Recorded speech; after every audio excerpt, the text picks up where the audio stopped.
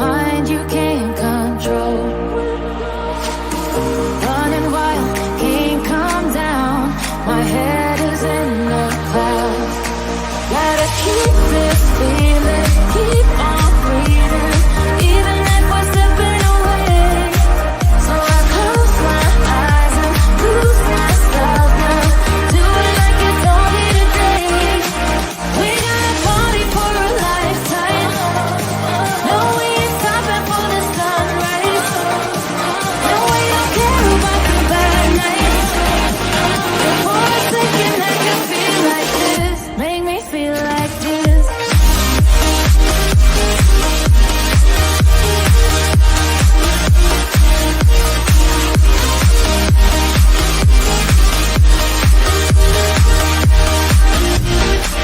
We gotta party for a lifetime. Oh, we ain't stopping for the sunrise. No, we don't care about the bad nights. For a second I can feel like this, make me feel like this.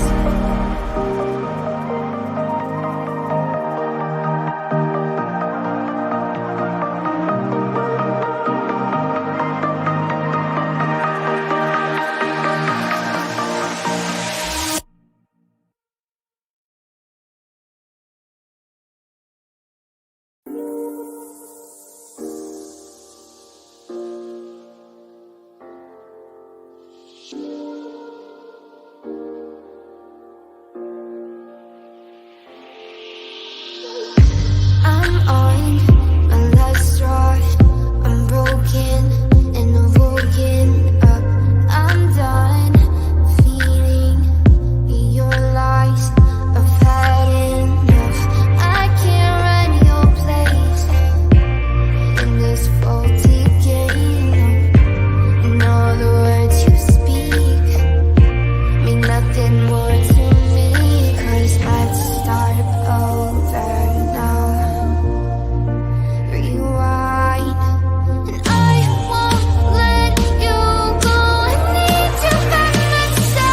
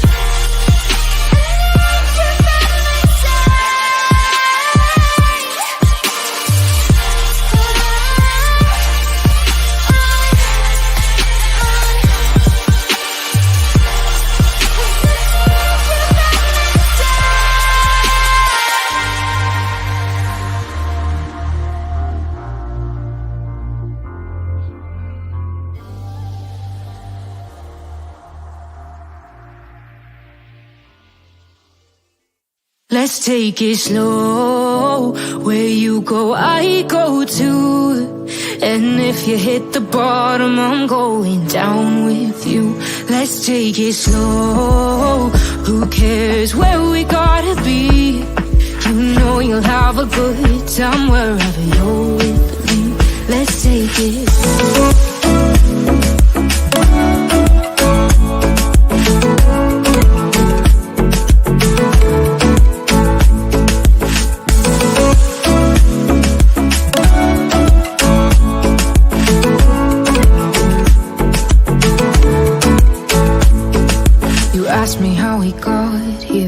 you don't know how. You say we're taking on water, yeah, we're sinking now. You're looking all concerned, like we're gonna drown. But we both know how to swim, no worries as we'll fall now. Let's take it slow, where you go, I go too. And if you hit the bottom, I'm going down with you. Let's take it slow, who cares where we gotta be? You know you'll have a good time wherever you're with me. Let's take it slow.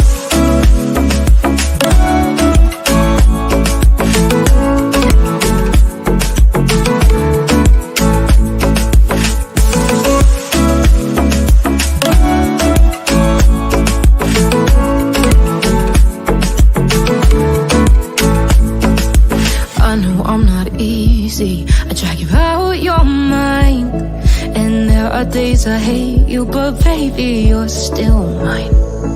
And now we have the best times, no matter what we do. And even when we don't, there's nobody I'd rather choose. Let's take it slow, where you go, I go too. And if you hit the bottom, I'm going down with you.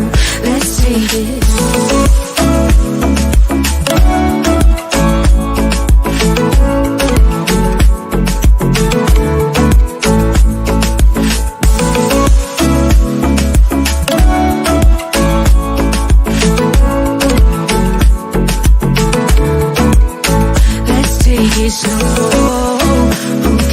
where we gotta be? You know you'll have a good time wherever you're with me. Let's take it slow, where you go, I go too. And if you hit the bottom, I'm going down with you. Let's take it slow, who cares where we gotta be? You know you'll have a good time wherever you're with me.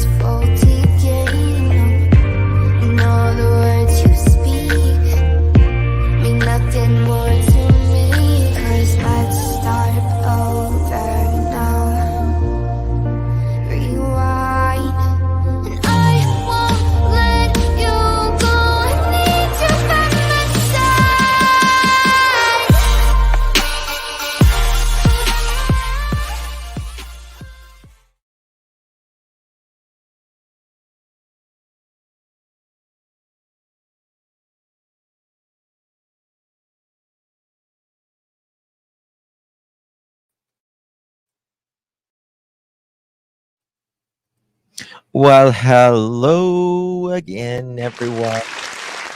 Hello, Dr. Randy. Good to see you all. Thank you all for joining me. It is June 28th, 2024, 10:05 p.m. on the East Coast of the United States. Thank you all for joining me again. Really do appreciate your time. Good to see you all in chat. Thank you. So, what's the first thoughts when you hear Uncle Taco? Uncle Taco. Is it a fast food joint that serves tacos? Maybe.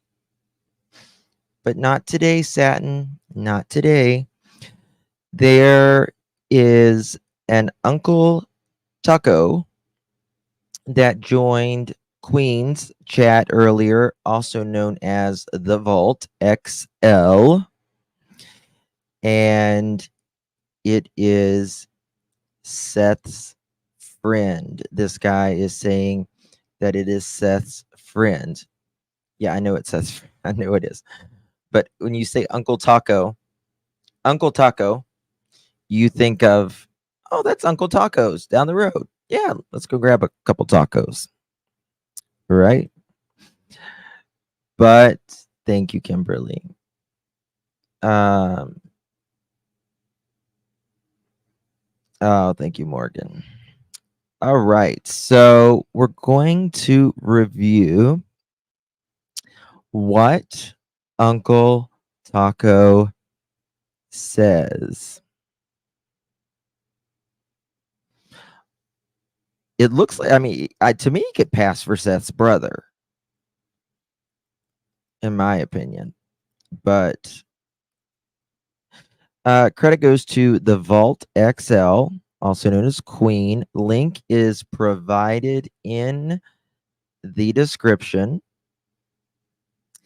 And Uncle Taco comes up and he talks to Queen a while. And we're going to listen to and comment on what Uncle Taco says. This is Uncle Taco. Uncle Taco. Hello. This is Uncle Shut your Taco. mouth. I'm trying. I mean, he looks like he looks like a fun guy. You know what I mean? Did you get my email earlier? I probably did, Black Skies. I haven't really dug into my emails yet. Plan on doing that tonight. But I will get to it. Guys, do me a favor. If you haven't hit that thumbs up button yet, please hit it. I would greatly, greatly appreciate it. The thinks your name is Uncle Taco, Justin. We really got to start somehow tracking the funniest AI chat summary blurbs. Does it really? Thinks my name is Uncle Taco. My name is not Uncle Taco. That is for sure. I'm trying not to speak a lot, man. My bad. Well, you try not to speak a lot for what reason, baby? I don't know. Sometimes I get tongue tied. I don't get to talk a lot. I'm an old. Okay, well, that's okay. Hey, I understand a lot of men don't like talking. All right, Mr. Taco. Okay, Mr. Taco, you're going to have to explain yourself thoroughly. How you know these people, how long you've known them. Somebody wants to know, do you know Katie? How long you've known Katie, the boy child? And what I wanted to know is, I'm not here to grill you because I don't really like getting into all this, he said, she said type stuff, because in the end, some going to believe you, some ain't. I'm not here to argue about nothing. All I want to know is, what was your motive for going to T-Rev? That's what I want to know. One thing I have a fan who wants to say hello. Okay, I don't. I guess this guy went to T-Revs, and did he call in or something? If anyone knows, I don't really watch T-Rev, so I don't know really what's going on over there. But this is Seth's friend. I actually believe him. I believe him personally, from what the little bit that I've seen. I have not seen all of this, so I can't say I believe everything. But okay, well, okay. The dog don't look like he want to talk. That's all she does is sit there and lays and over a stares month at me. ago. That's funny. She's hungry all the time. It's a girl. Gotcha. Yes, ma'am. Yeah. Well, hello. That's my baby girl, Proxima. Okay, hi. Don't get up, Goofy. All right. Yeah. So the reason why I called T-Rev that night, because my friend Seth, he was upset because the girl he was trying to. Thank you. That's all I wanted to damn know. That's all I wanted to damn know is why you called me, because you knew. Because you knew. Jumped in there. Yeah, because you knew, didn't you? You knew, didn't you, Taco? Bingo card. Why people were being punks. That's all. Thank you. Oh, he calls Uncle Break Taco it down. during the show. Okay. You got the floor. I ain't got nothing else. Well, if he calls Uncle Taco during the show, then they definitely know each other. I believe the guy. Yeah, I don't think he's lying. I really don't think he's lying. Thank you, Serenity, my dear. Appreciate you. There we go. Thank you. He called into T-Rev. Brittany played it on her live, and Seth verified he is a friend. Thank you. I can generally tell, I'm pretty good at reading people. Pretty good. So I pretty much believed him the way he was talking. He was being, pretty direct. He didn't have to think about his answers when something was, a question that was asked. So I pretty much believed him from the jump. Has Seth spoken about this guy? Yes. Yep. Apparently on Britney's, he confirmed Same. it. I just don't understand why, if someone's trying to court somebody and you creep in on it, or if the courting wasn't even needed because you were already involved, why play with people's hearts? Because right now he don't need people playing with his heart. He needs companionship and I friendship. see. I gotta mod my own chat. You know what I mean? Yeah, I know what you're saying. So, can you tell us what Seth told you about Michaela and his relationship with her, or you cannot speak on that? No. Taco, he is just one of Seth's friends. The Vault, this is Queen. She's known as Queen, but her channel is called the Vault XL Tar. And Queen, Queen was the first panel that I was ever on. So I love Queen. I'll be honest with you. Seth thought he had something going there. Okay, thank you. That's what was told to me. They went to That's South what Carolina together, right? Okay, but that's what was told to me by someone, that he did like her and that he did think he was dating her. So now I have confirmation by a second person, which is you, that he thought he was dating her. So that's enough for me. I believe that. I believe that Seth thought that him and that woman were an item. I think, in my opinion, she probably was trying to get maybe information. She might have been just to be close to him or whatever, but I don't know. He don't look like Seth. Well, they're just friends. They're actually, but he does know Katie, yeah, and Seth, exactly. So confirmation on They're me, just Seth, friends, Katie, and not Sebastian, related. Georgia, Kingsland, Georgia. Down there in St. Mary's, Georgia, right Okay. next door to Kingsland, Georgia. We lived in a trailer park. Can you speak up? Can you turn your volume up just a little bit? I think my volume's a little bit low. Sorry. My bad. Am I just mumbling too much? Is that better? No. I just want to make sure the volume's up because I've got mine turned up pretty loud on the computer. That's want to make sure everybody can hear you. Okay. So the deal is, have you seen who Tom Ford's man is? I mean, personally, I think Tom could do a little better, but that's just me. You love who you love. But I mean, I think she was just probably trying to. I think she probably played with his heart a little bit. That's just my opinion. I was a maintenance guy in a trailer park. It doesn't really matter. And me and Seth ended up having numerous things that were related that we like to do. So we started talking like people do. You know what I'm saying? Yeah. Every morning I rolled around the trailer park to check my trailer park. Everybody lined up to smoke. I'm sorry. I'm going to be honest. Smoke pot. Okay. I mean, I drove by. Everybody wanted to smoke blunts. They handed me blunts. We smoked. We had fun. I mean, it was a great trailer park. Okay. I guess you would call it a coffee club. We all had coffee together in the morning. Okay. But, the deal is that we all rode around. Everything was, I rode around as a maintenance guy. Everybody did their thing. We all said hello on my off time. Me and Seth were friends. My daughter watched Sebastian while he was 2. Now, how was Sebastian when your daughter was watching him? 2. 2. Okay. A wild hair. He was, being a maintenance man, he would help me under the sink and try to tinker with my head with wrenches and tap me and have fun. But I didn't care. It was my. So it sounds like they work together.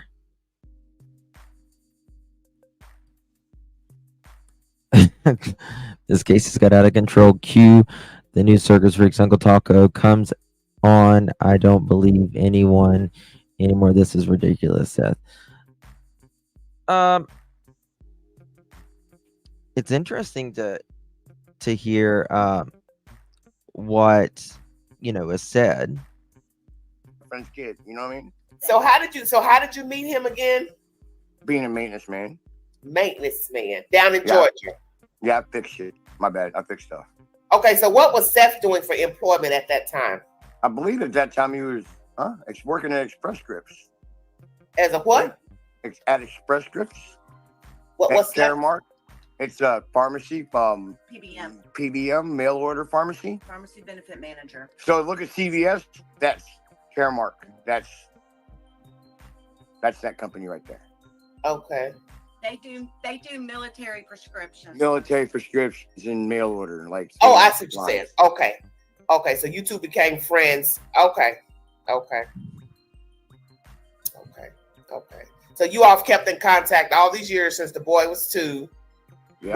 What do you know about his relationship with Katie? Can you speak on that, or you can't? Right. Speak? Man, no, Jesus, take the wheel. Take the whole damn on the car. sidelines as being a friend. I don't have nothing to hide. You know. Okay. Again, Seth and Katie moved to California, right? Okay.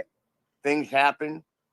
I guess this is when Chris Proudfoot showed up in the scene and swindled her off her feet. Did they say why they moved to California? Does anyone know? I mean, was it because of military reasons? This man has no involvement. Yeah, absolutely no involvement. Absolutely no involvement. Thank you for making that clear, Elisa.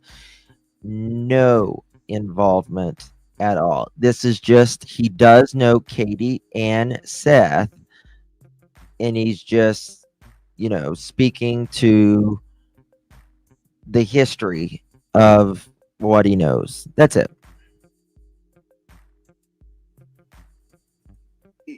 Okay. And then they had their little relationship. Seth and Katie ended up separating. Yeah. Seth was homeless. Okay. Yeah, he told us that. Please don't mention any creators in chat. I'm proud of that guy. He worked his way up, got him a place, got his relationship back. Because some comments have been very negative about him, that he's lazy, he didn't want to work. What do you have to say about that commentary? He's a motivator. If the state didn't feel like he had the right. Royal Blue. So basically, it's Jody Sue. I am deceased.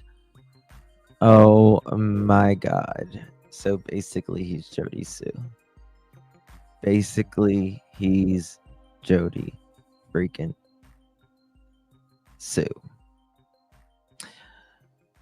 Let's see. You know.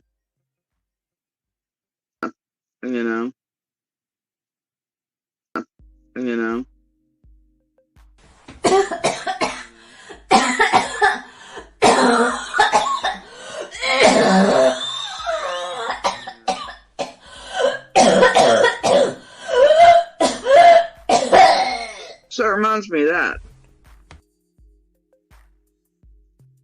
It's just pretty wild. Excuse me. All right. So there you have it. Sticking up. Yeah. I mean, I agree. I mean, I think it's, I mean, I don't think this guy has nothing, in my opinion, to lie about either way, because he knows Katie, he knows Seth, and he wasn't around them. Why did I have to punish you like that? That's funny. Right to have the rights to his child, they wouldn't have given it to him. Okay. That's not me. I'm letting you talk. I believe he's a driver, and I believe he has to drive. So a lot of people don't have that. So did you know of him to keep a job continuously or not while being a father? I've known of him as when he did have a job to hold that job. And he'd be very reliable to that job. Okay. His relationship with his son, was he a good father? Did he take care of his child? Did he seem to care for his child? And when they came to see us, he was the happiest kid in the world. That's not just because he's out in the world, because he loves it. Yeah, him and his dad has a relationship that a lot of families don't have. Okay. So he says when they came to see us, he was the happiest kid in the world. That's nice. Okay.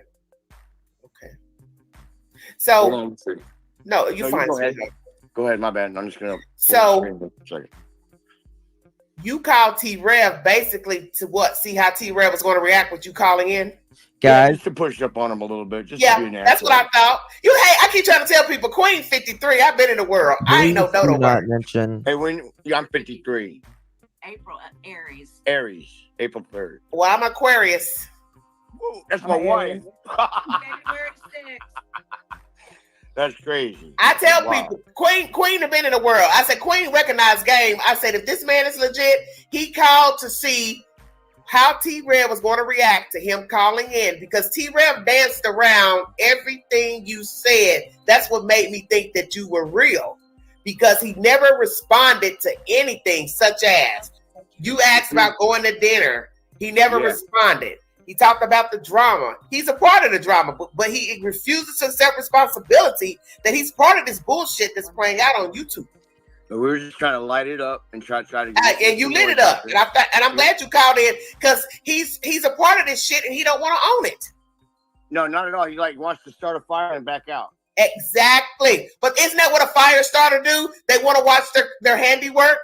They want to sit back and admire their work. Exactly. I like Uncle Taco. No, it's not Seth's brother. This was a guy that I guess he used to work with. And they became friends with Katie and Seth.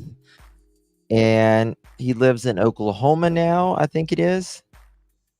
I think he seems like a nice guy. He probably just seems like he's probably a stoner, right? That's the vibes I get. And he likes to probably do a lot of cookouts, right? And have people over, and they sit outside in their front yard or backyard, and they have a stereo, right? And the kids are running around, all the kids, and they're passing the peace pipe, and that's just who they are, right? Hot dogs are ready on the grill. Steak will be ready in 15 minutes.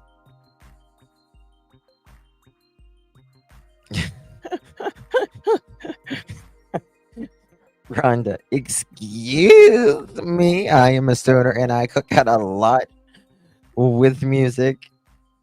There is nothing wrong with that. I'm saying I'm enjoying taco. I'm enjoying this. I really am. Oh my God. I mean, it sounds like, he's got a good life. He doesn't take life too seriously. You know what I mean? Yeah. Exactly.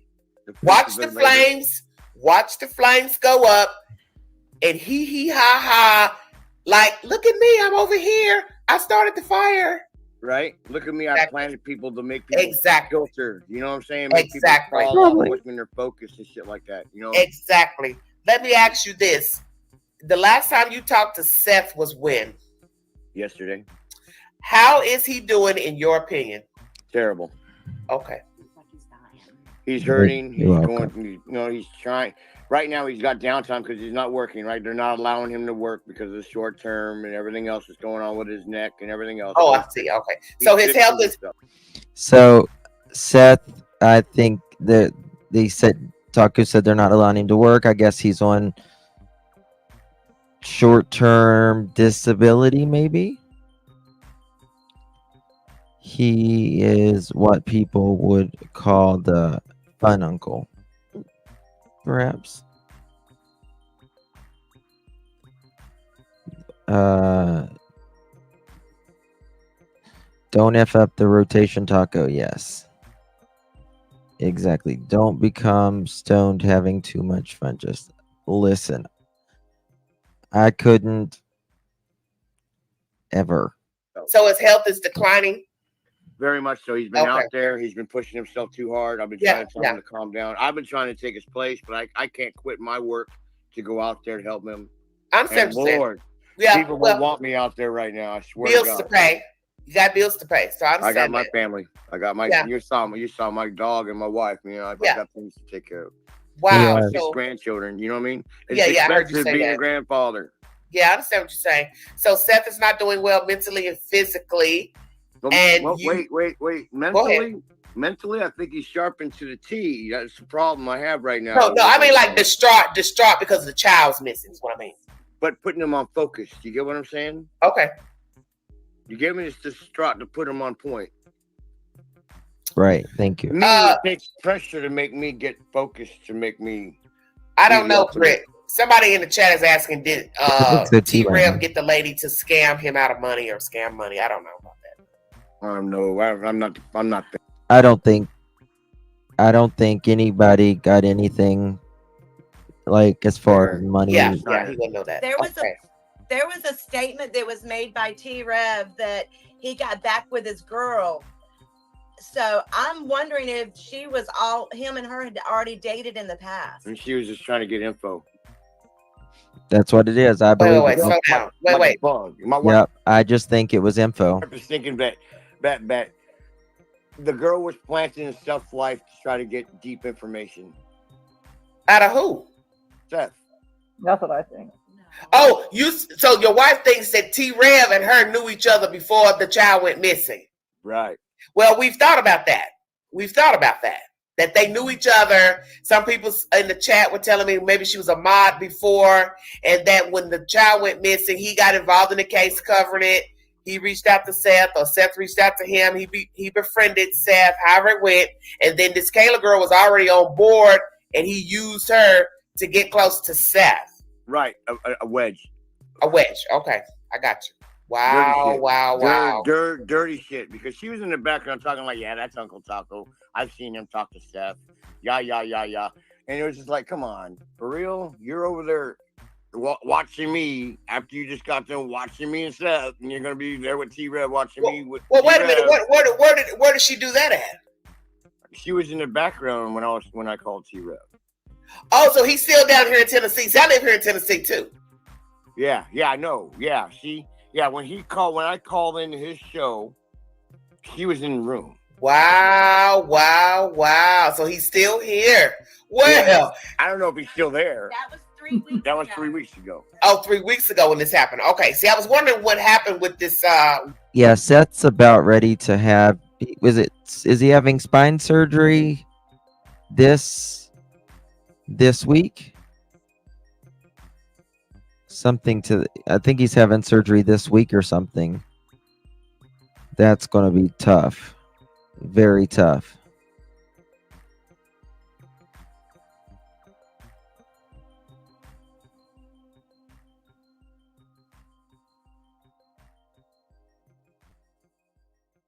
Tory Banks to the office, please. Tory Banks to the office. You're being paged.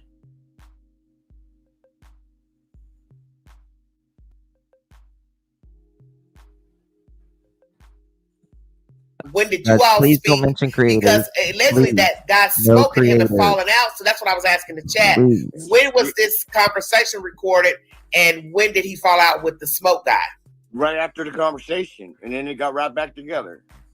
So him and Smoke are back friends? No, they're not. They're not friends? No. Oh, I don't know. I have no idea. My wife just is the started one who not too long watches ago. and monitors it. I just get a bunch of. Well, laughs and look, inside, and when if I'm I was talking you, I'd about keep it, up with something else, because this is a hot butter mess, baby.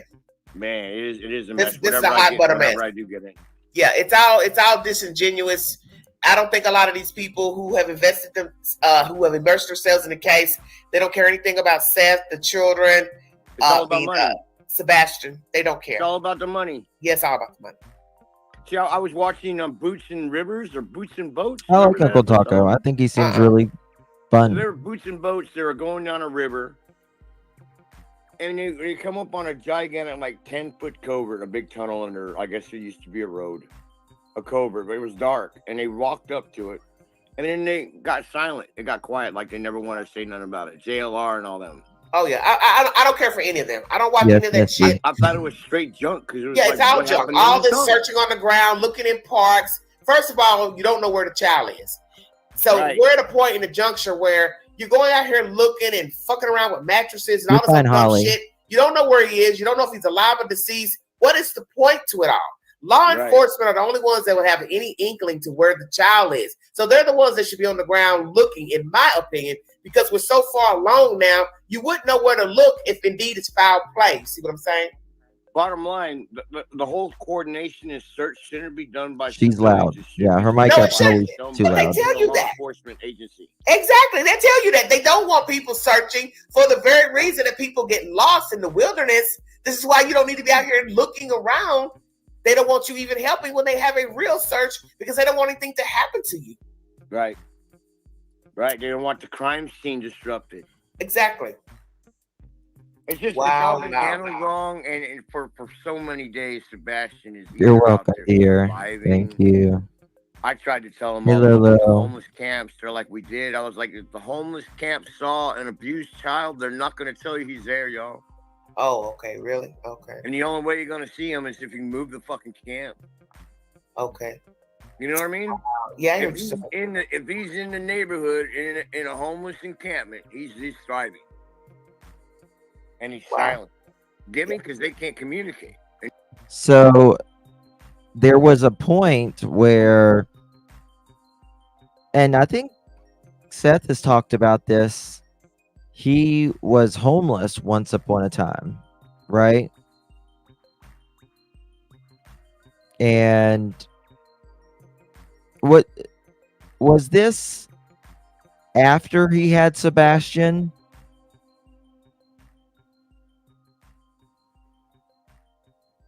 I'm wondering. I think this was after, I guess, after the divorce.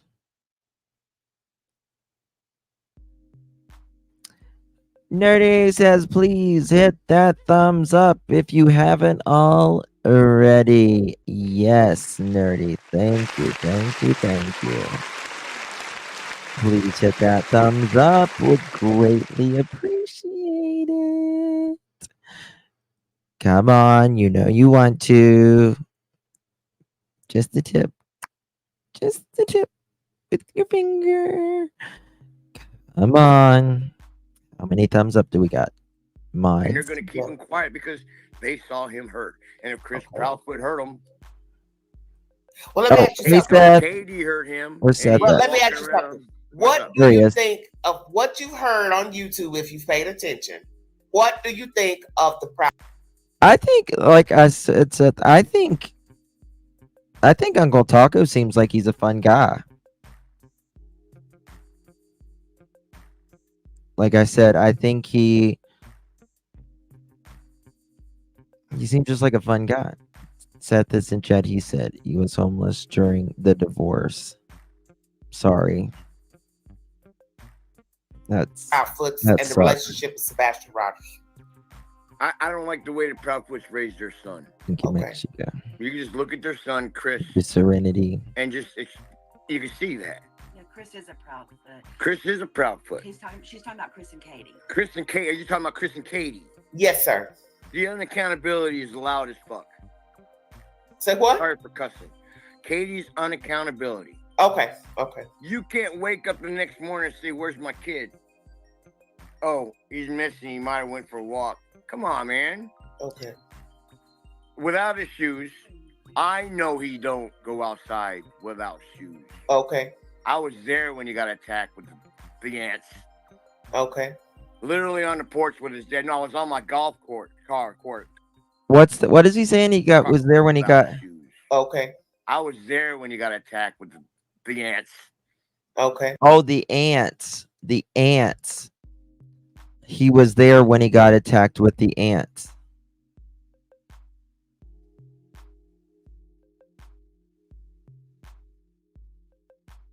That's okay, Misty. You're fine, honey. Literally on the porch with his dad. No, I was on my golf cart.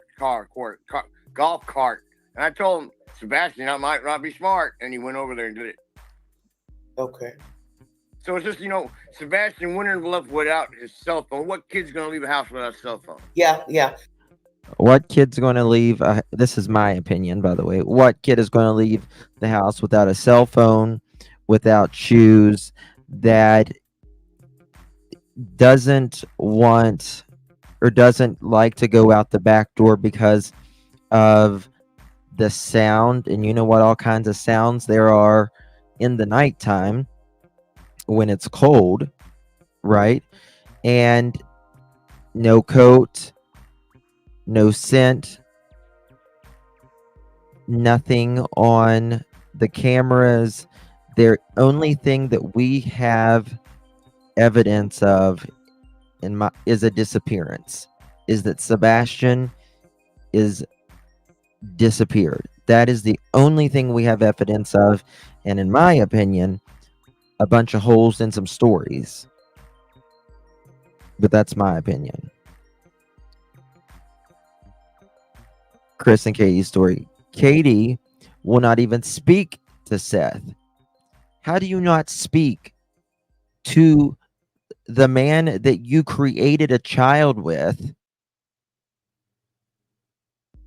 And you guys know what I've said all along. I think the reason she doesn't speak with him is because, in my opinion, you know, if you've had a boyfriend or girlfriend before you married your husband or your wife, you know them better than anybody. You can tell when your bullshit meter goes off. It's that simple. They can't look at you in your eyes.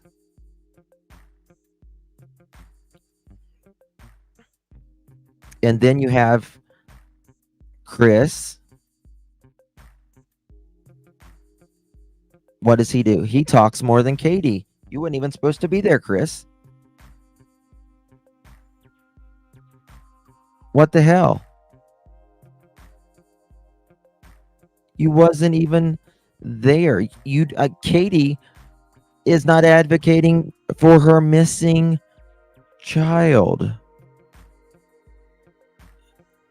Like most of us would, you know, walk through hell for our kids. Not even a question. She won't even walk to her phone and do an interview, let alone go out and search.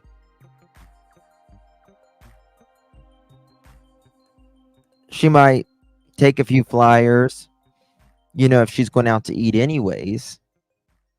You know, oh, let me just pick up a few of those flyers. We're going out to eat. I want to look like I'm doing something. Right. Yep. Yep. You got any tape? Let's put that up there. That's it. That's all. That's all.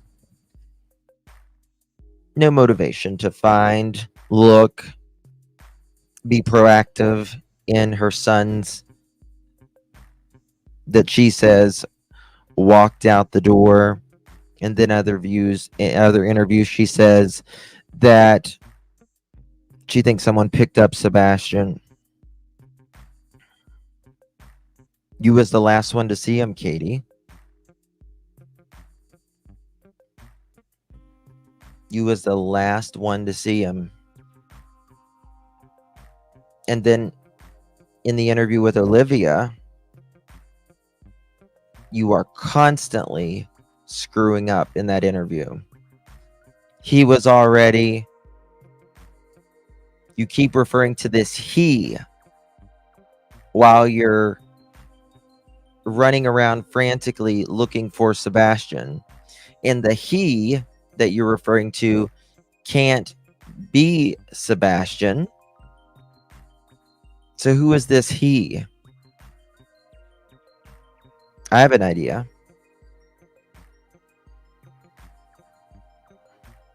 I certainly have an idea. Yeah, I talked to a kid on the spectrum yesterday at the mall, and he's like, I can't see him going out without the phone for whatever reason. Impossible, man. That's his lifeline. Yeah. He went out all right. He went out all right. I think he went out on somebody's shoulder in a trunk of a car. Hold on. Remember, it was Chris that left the voice message and also the text message, and it said 911, call me, not Katie, but Chris. Left what voice message to Seth? Is that who you mean? You think what, baby? I think he went out on someone's shoulder on it or in the trunk of a car. A trunk of a car. Like, how about he never made it home? Well, I think he made it home, but I think he was never able to leave the garage. Uh-huh. And he argued with his mama, and his mama probably put him in a fucking. Why didn't I want to give you a trigger warning for about what he's about to say. Why didn't law enforcement take the case serious from the beginning when they saw there was no evidence of Sebastian left? KP should have been interrogated. Well, this is the thing. I believe in the beginning they take the parents' word because that's all they got, right?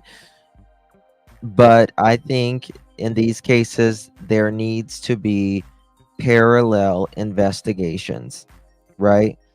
Everyone is considered a suspect from the moment you get to that fucking house. Everyone needs to be thrown out of the house that they have been. I'm buffering. Am I buffering? Everyone needs to be taken out of that house, even if he did walk away or whatever, because we don't know. This is what you are telling us, that he walked away, but we don't know. We will make sure we start looking for him, but everyone out of this house. This could be a scene that we don't know yet. Get out. But I don't think they thought that until probably day 4 or 5. Maybe day 3 they kind of started taking it a little more seriously. But I don't think until day 4 or 5 when they saw they have no evidence. Now, as far as interrogations, you don't have to be interrogated, right? You don't have to be interrogated. I know. Again, I try to tell people this all the time. If you are not being arrested, you know, people say this all the time. Why haven't they taken Katie or Chris down there and just interrogated the shit out of them? Well, I would love that. I would love that. But you know what? You know what else? They have rights. They have rights. And you have the right to not speak. It may look a little fishy, but it can't be held against you either. Can't be held against you. You have a right to answer. You have a right to speak, not speak, answer some questions, but not all. Either or the above. You can stop questioning at any time. You don't have to answer at any time. Now, it goes to say, why would a mother and or a father, a stepfather, not want to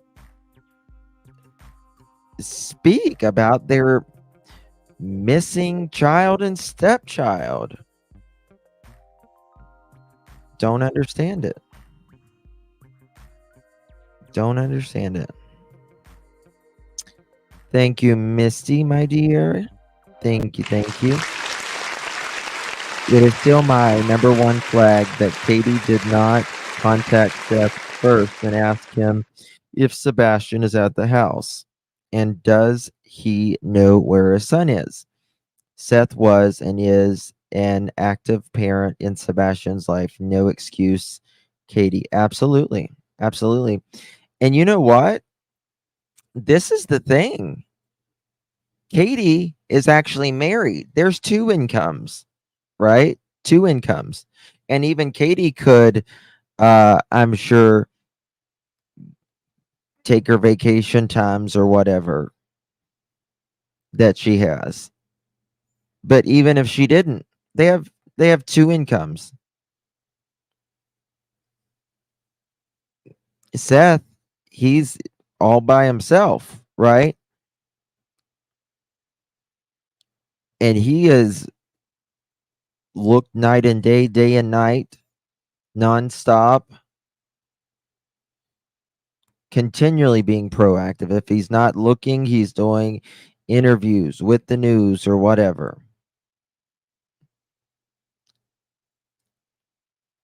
But you're right. You're right. Why didn't she contact the bio father, Seth, from the get go? Why?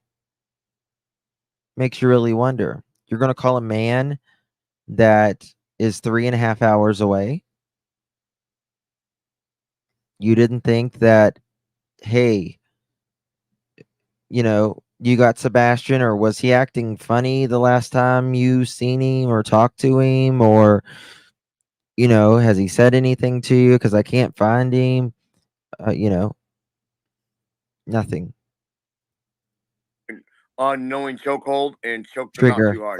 So let me ask you something. Trigger warning. You've heard these This is conversations from a neighbor that the child slept on a mattress, pressure washed. Do you believe any of those allegations, Taco? I've heard really fucking close family members upset about the same situation but couldn't prove it. Say what? Other family members discussing that they've heard it but couldn't prove it. Other family members such as who? Thank you, dear. The only other family member, Seth. I'm sorry. Seth Rogers was worried and concerned about that fact. He couldn't wait for his son to come to him. Okay. See, this is where a lot of us are troubled. If Seth told... So, Nina, thank you, dear. There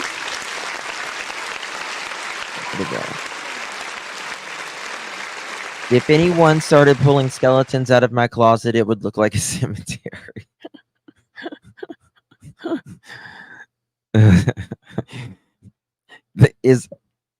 Is the closet so full that you're like trying to shut the door on it like this? You're like, God, close the door, close the door. Oh God, that's Justin, Katie insists Sebastian left out the door. On Nancy Grace, she said he knew the code to the smart locks. Those locks collect and data save and some images. I hope law enforcement grabbed that. Yes, you can tell generally what time. If it is set up, though, it'll still work if it's not set up. And then I don't know if you can download it then or not. But yes, you are right. I have keyless locks to my house. And it's usually a 4 or 5 digit passcode. I reckon Katie was given strict order by VP, said not to talk to Seth unless he was present. Well, Katie, I don't know what the hell's wrong. I don't know what I think Katie screws up. And I think after the Olivia interview, I think things really, Chris was like, oh no. No. She's not going to be speaking unless I'm around. Because the Olivia interview, there was so much Katie tells on herself whenever she talks about the day, the morning.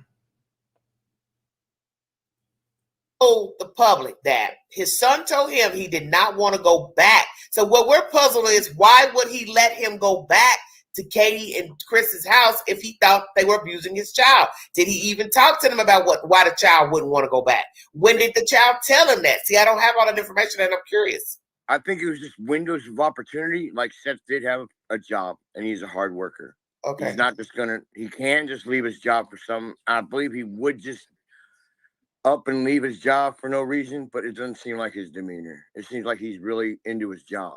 Yeah, that's well. He should be. He's a Gotta family work. man. He's a family man. He's got to support things, right? Yeah. But what I'm saying is, his son allegedly told him he didn't want to go back to their house. What we're trying to figure out, some of us, is what. Right. Chris told Seth, "Don't be mad." You're trying to tell me, don't be mad. My kid just, I mean, this is the thing. Don't be mad is something that could have been prevented, or you did something wrong, but you don't want that person to be mad. If Sebastian actually got up and walked out in the middle of the night while everyone was sleeping, then that means that was Sebastian's decision, right? Don't be mad is something that is more than that, in my opinion. It is, I know there's a problem, someone did something, don't be mad because this happened. Don't be upset, but Sebastian is missing. Was that the original verbiage? Happened in that conversation after the son told him that? Did he approach the Proudfoots with that information? Hey, my son says he doesn't want to go back. Why not? That's what I'm curious. That's what I want Seth to answer. I believe Seth wanted to, but in terms, if you turn around on a man's point of view, a man really doesn't have a right. Regardless. What you mean he don't have a right? Yes, he does. A man has to fight for his rights here. If a wife says you're gonna have to wait for this time to get him, Seth is gonna have to wait. I'm confused. Wait. As in Katie. That's exactly right. Why didn't Chris ask Seth if he saw Sebastian or if he was with him? If Sebastian truly left the house? How did Chris and Katie know that they had to know at that point that there's no way anyone else could have taken him, because they didn't ask. Chris didn't ask Seth. Katie didn't ask Seth. Did they call friends that morning or whoever? It was Sebastian walked out the door. I don't know why he walked out that door. Thank you, my beloved Nick. Katie not contacting Seth first was a subconscious move that proves her guilt, in my opinion. People who are guilty try to outwit people, but their subconscious reveals their guilt. I agree. Yeah. Yep. What if Sebastian did leave the house and run to Seth's? Why not call Dad first? Well, that's right. That's right. Say Sebastian got mad at Katie, right? And he said, "I want to go to my dad's." And Katie said, "No, we'll do it tomorrow," or whatever. But Katie and Chris said there's never a time that he hasn't wanted to go to his father's that he hasn't gotten to go. But I understand that. But let's just say that happened, and Sebastian said, "Hell with it. I'm going to walk there." Right? Then why didn't Katie call Seth and be like, "Listen, do you have Sebastian? Did he call you? Have you talked to him in the last 6 hours? Because he's not in his bed. What's going on?" That's what you would Katie think. says you can have Sebastian this date. Seth ain't gonna argue and fight because of the way their demeanor is. You get me? I think the shoes were something that they forgot. In my opinion, they forgot them, because you're thinking 90 miles an hour. There's only so many hours until the sun comes up. I got to have him up for school. And things have got to be done quick. And I think maybe after everything was done, I think maybe they thought, well, he didn't take his shoes. Forgot the fucking shoes.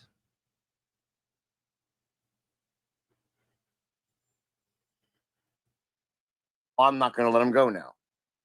And Listen. Seth is knowing his son is being abused. Okay, what I'm saying is, my child tells me they don't want to go back.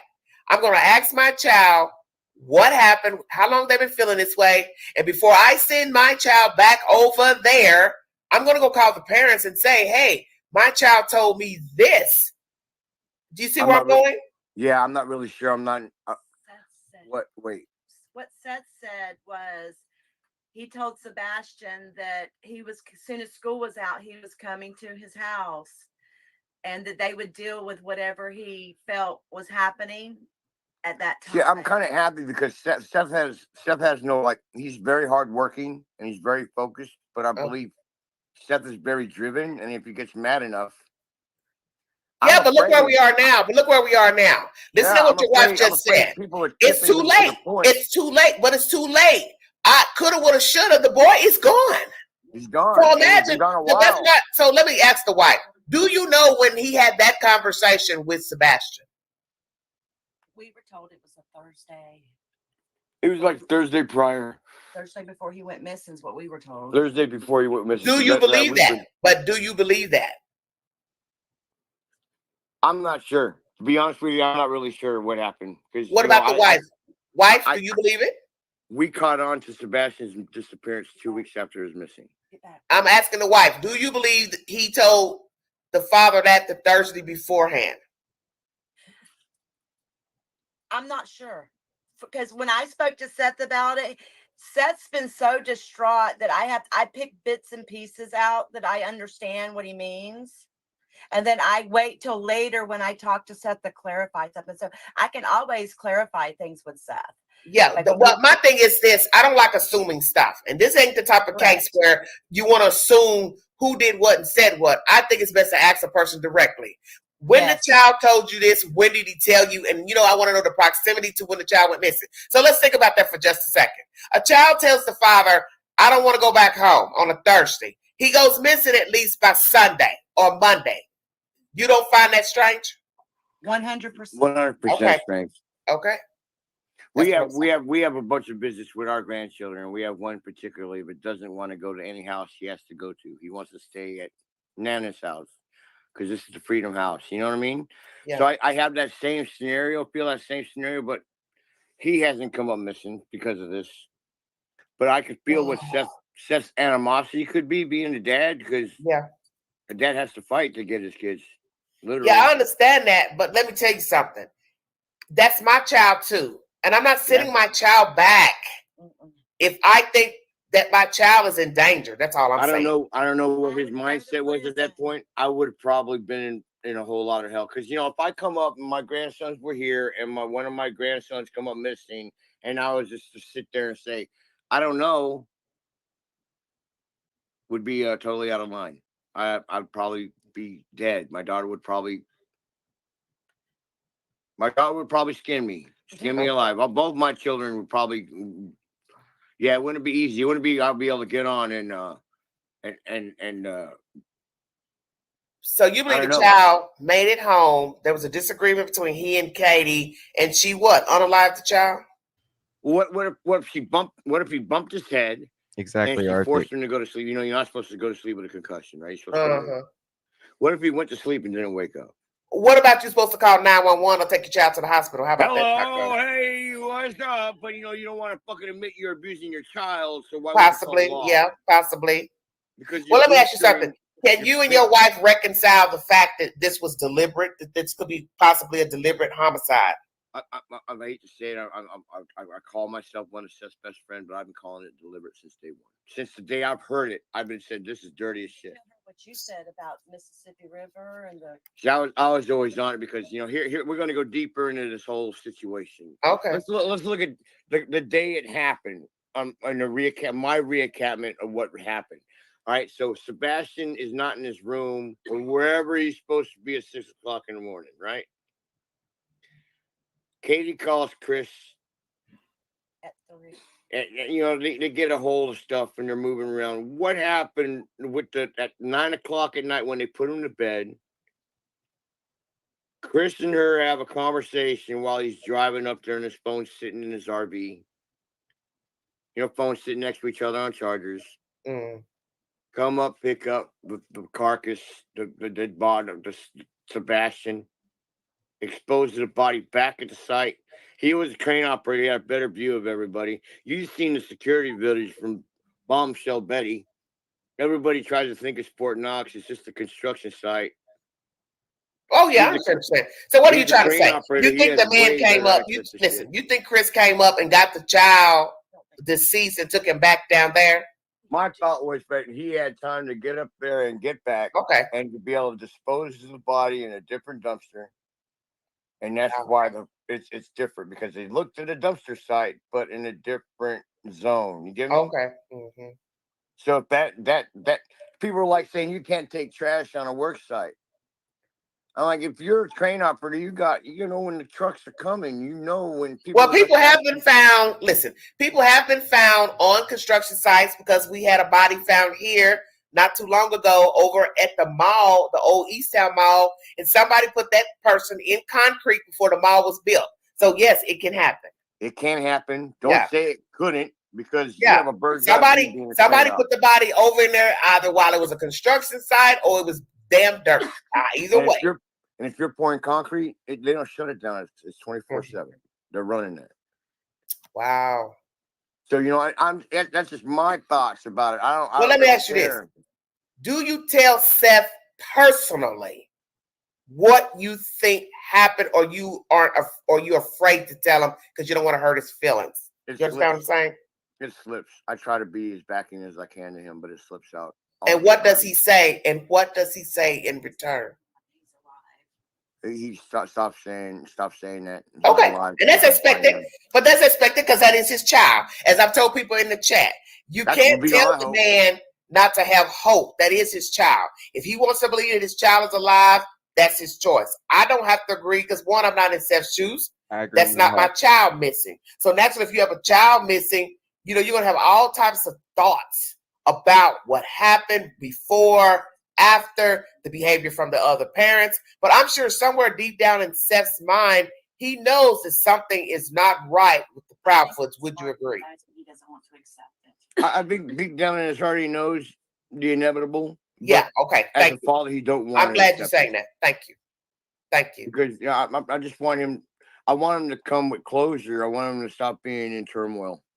I don't know, Mexico. His heart is so crazy right now. Really he has nobody for support but his family. Okay. His mom. Let me ask you something.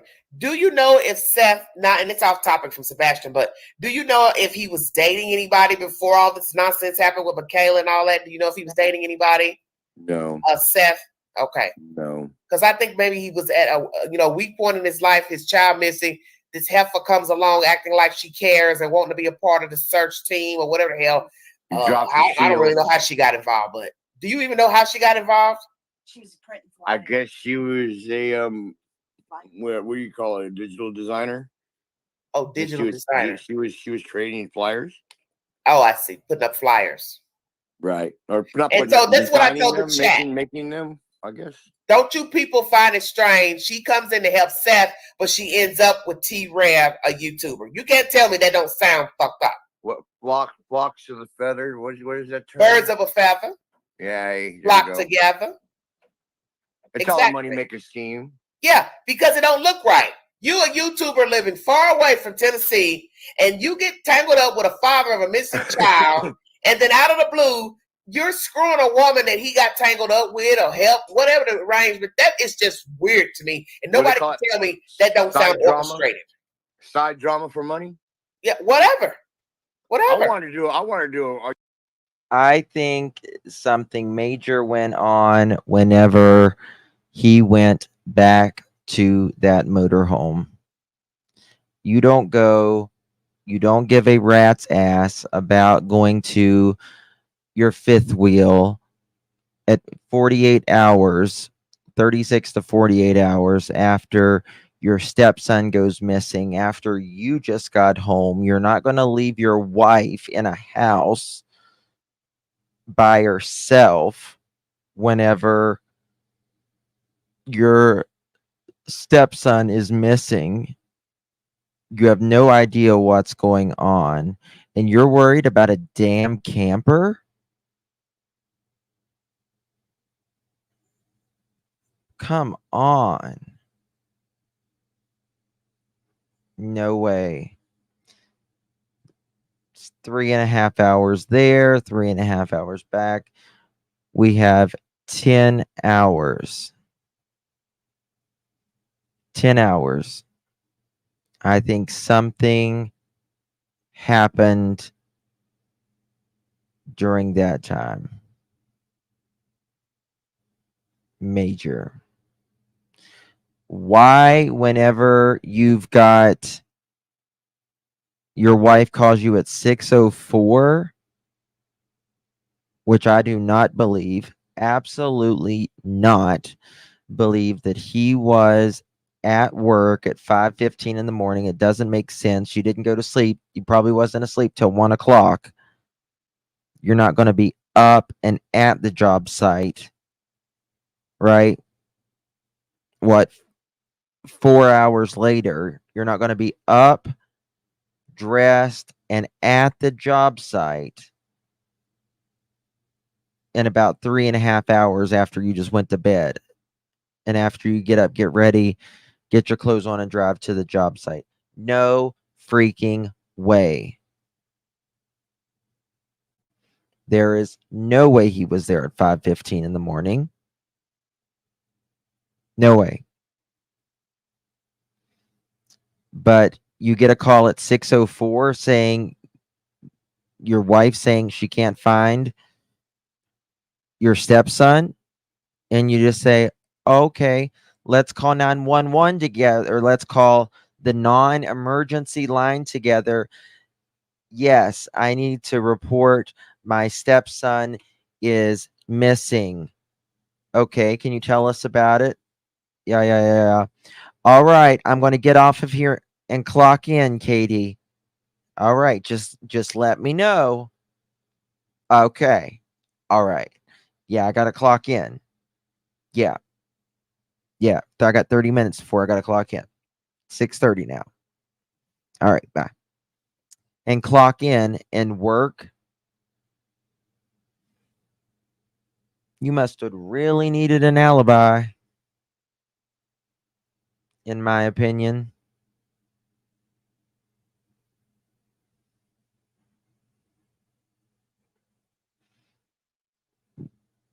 I don't think there was any sleep, in my opinion, for Katie or Chris that night. And if Chris was cranky that morning, it's because he was tired, exhausted, pissed off, afraid, and building an alibi, in my opinion.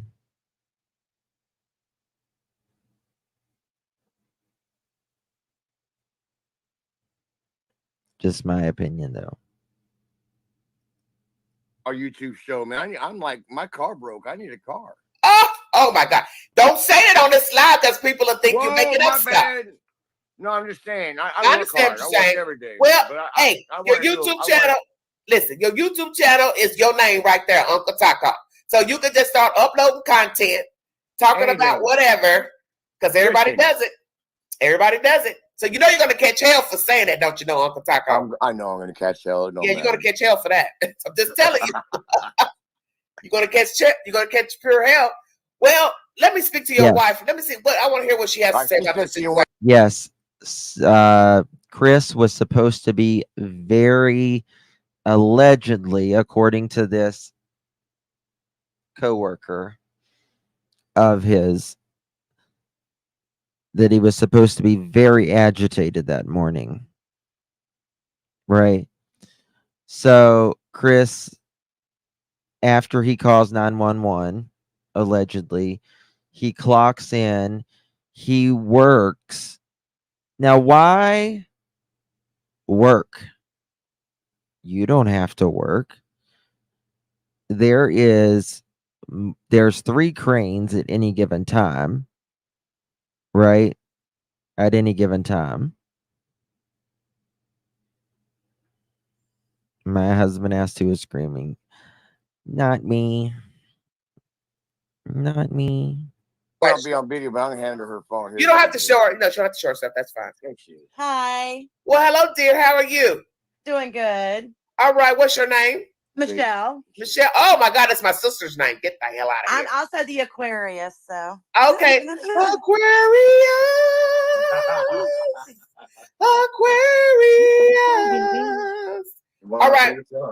Weigh in, Michelle. I'll let you have the floor. Oh, it's a lot. I told Ken from day one Katie did something to him. Okay. And I was like, I hate to say that as a mother because I think Chris gets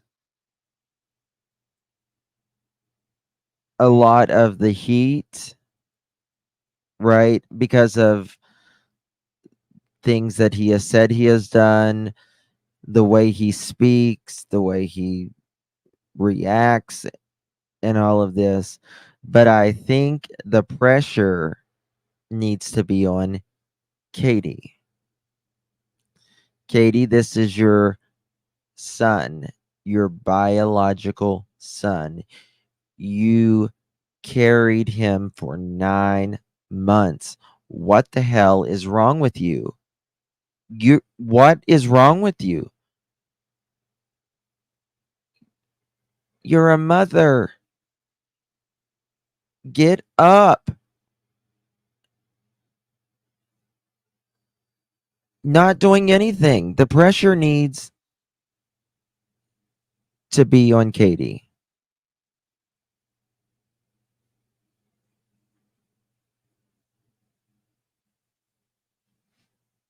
Me too, Bobby. Don't feel bad. I could never do something to my children. Like I couldn't. But I believe she did something to him. I think it was an accident at first, and she didn't know how to respond. She was worried about losing her pay from the military or anything because they will take it from you for anything. So they covered it up. Okay. But I don't think. Let me ask you this, Michelle. Did Sebastian make it home from the steakhouse? I'm not sure. I don't think it was him taking the trash out. I don't either. I don't either. There's too many scenarios that could have happened between there and the house. Okay. And wiping everybody. Yeah, Katie worked for ADT. Who's to say she didn't put a wipe on the? That's right, Shirley. And now she's carrying Chris' child around. Chris got everything he wanted. Everything he wanted. He got everything he wanted. Sebastian is out of the house. His daughter is in the house. Got everything he wanted. Katie is taking care of his child. And I bet you guarantee it that he is and expects. I bet you he is nothing like he was. I don't think he was. I think he is nothing to Faith like he was to Sebastian. And I bet you that Chris makes Katie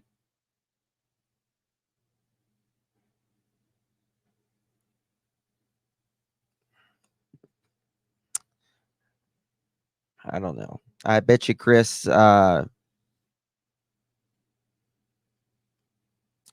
bet you they are better to Faith, because I bet you Chris makes it happen that way. And I bet you, Katie where's her kid? And now she's taking care of Chris's bio child.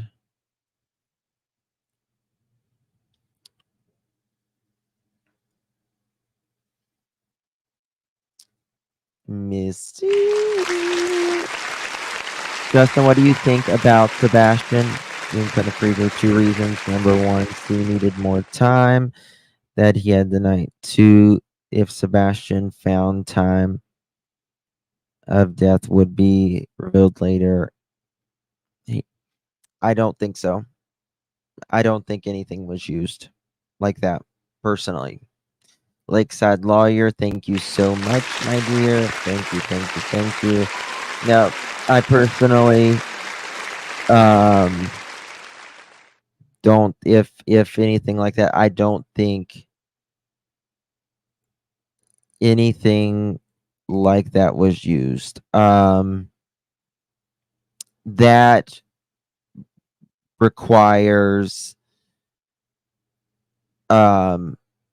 you got to have a freezer, first of all.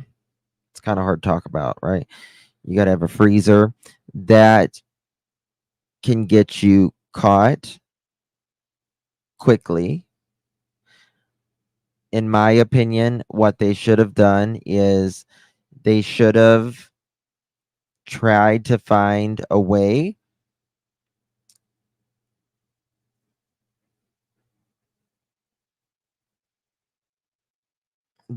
very early that morning when Sebastian went missing.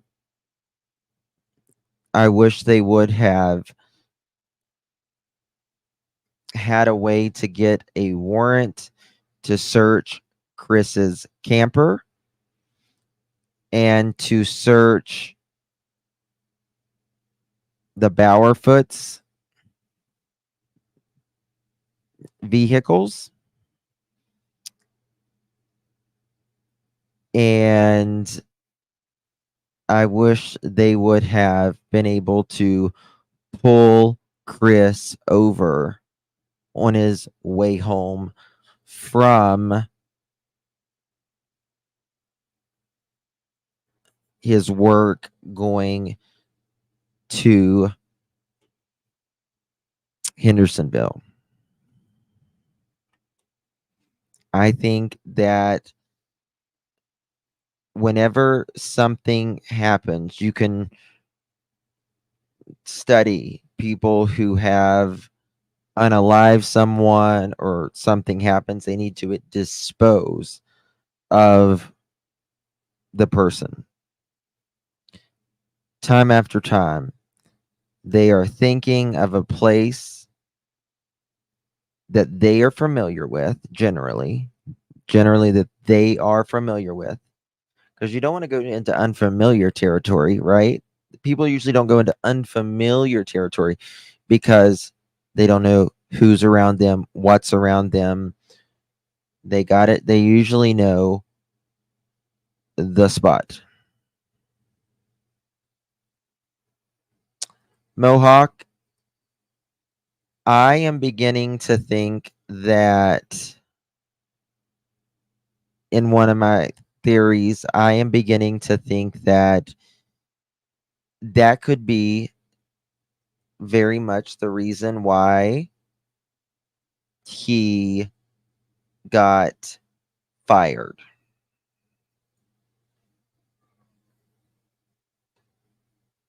Right? They're working it out, though. They're working it out. I don't know.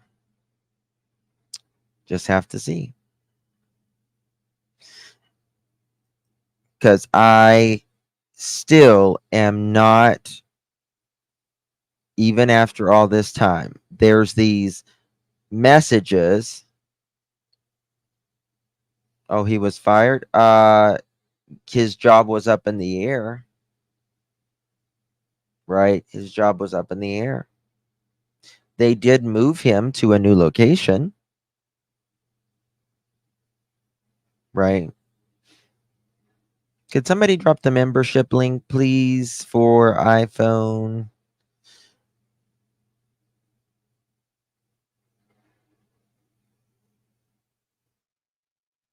Um,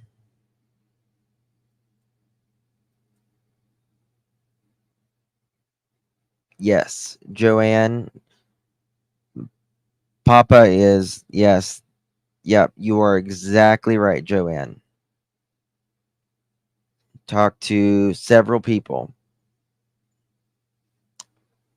on this channel, publicly and privately. And yes.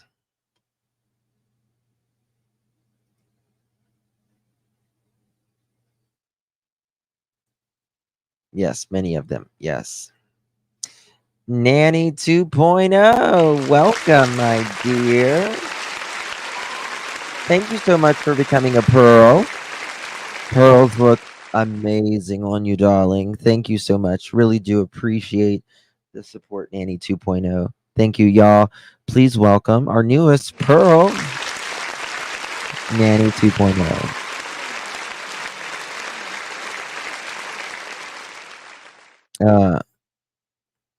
So I don't think that he is within that 5 mile radius. I'm pretty sure in that. Screens on most of the houses out there. That's why they got no pictures. But then again, this is what nobody talks about. I'm going to tell you this. So Chris and Katie, as soon as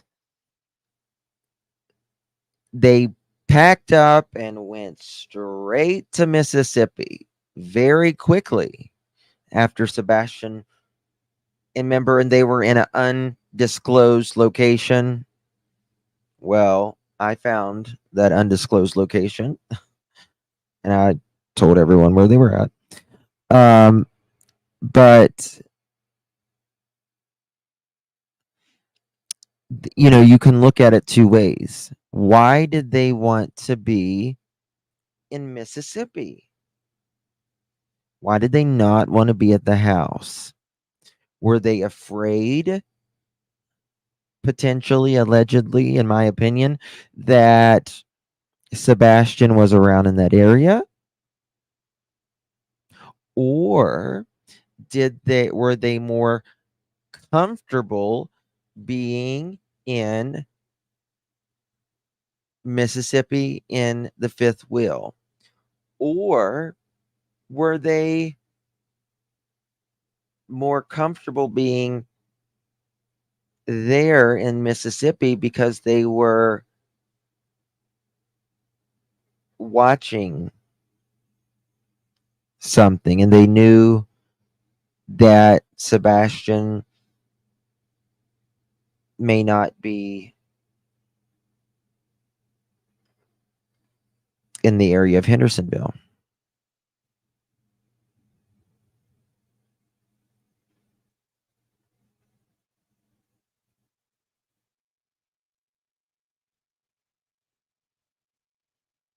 That is the question. That is the question. Lakeside Lawyer, thank you so much, my dear. Appreciate you. Welcome, welcome, welcome. Thank you, my dear. Thank you for your support. Okay, somebody's mentioned that in the chat as well. Somebody's Ring camera had to fix something. There's no way. Tracy, If he hey, walked out baby. of that house, there's no way in hell no cameras. Thank you, my dear Shirley. My Ring camera picks up cats. We have a Ring camera, and it picks up cats down the street fighting. Okay. And you can see it. And it's dark here in Tulsa at night. Okay. So I believe that she did something to him. I don't think it was intentional at first. Okay. But then after hearing, well, that Chris couldn't come to the house because Sebastian was there. I've heard that. Okay. Okay. Slow down. No. Slow. No, I mean, has areas in Mississippi been checked? Yes. Yes, they have.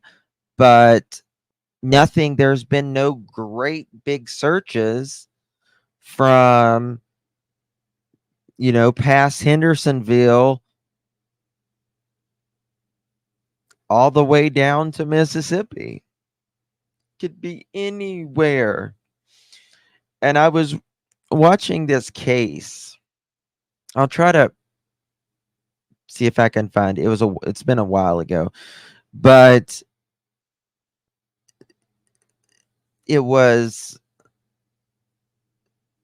I don't remember what case it was or who was searching it, but they were looking at cell phone data, and cell phone data can be quite complicated, and you have to know the codes and everything that you're looking for. And this detective, he got so fucking frustrated on it because he's like, I don't see nothing. I don't see nothing. So many people looked at it and they said, yeah, don't see nothing. There's just nothing there. I wish there was, but there's just nothing there. He handed it off to another detective. Handed off. He looked at it immediately. They were reading something wrong, or they were understanding something wrong. All of these detectives. And I'm like, damn. I always think of Summer Wells' case. And I always think of, this case. I'm like, are they really, do they know what they're looking at? I'm just praying that they hand it to somebody and be like, oh, what about this? You know what I mean? I'm always praying for something like that. Serenity. I always thought it was very weird. They were staying at Yogi Bear because isn't that more of a campground for kids? It has always been more of a campground for kids. And I have spoken to people there. I'll just say that that would know. I don't want to get anyone in trouble because remember, this was when nobody knew where Chris and Katie was, and so the people around there didn't. They would talk, and so I was asking him, right? They had never, ever, ever, ever, ever seen Sebastian there at all. And they had never seen Katie there either. And this is a very family oriented, there's pools for kids. There's, all kinds of stuff, slides, bouncy things and all that. So, yeah, you're right. Lisa D, welcome to the family, my dear. Pearls look amazing on you. Thank you so much for your support. Now, please welcome Lisa D as our new Pearl family member. Thank you for joining the team, Lisa. Thank you so much. Seashell, thank you, my love. Thank you so much for your support. Really do appreciate you. Pearls look amazing on you, darling. Y'all, please welcome our new Seashell to the team as well. Thank you for joining our team. Really do appreciate it. Thank you. All right. Slow down. You heard that? Who have you heard that from? It was on one of the channels. Facebook group. Okay, but you didn't hear it from Seth. No, I haven't asked Seth about that one. Okay, let me ask you this. Do you believe Seth was in the dark by whatever was going on in the house with the Proudfoots? Not if Sebastian was telling him that he didn't want to go home. Okay, but Seth said he didn't really know how they felt about his child until he watched the panels, that they were on panels. You understand what I'm saying? Yeah. So do you believe that?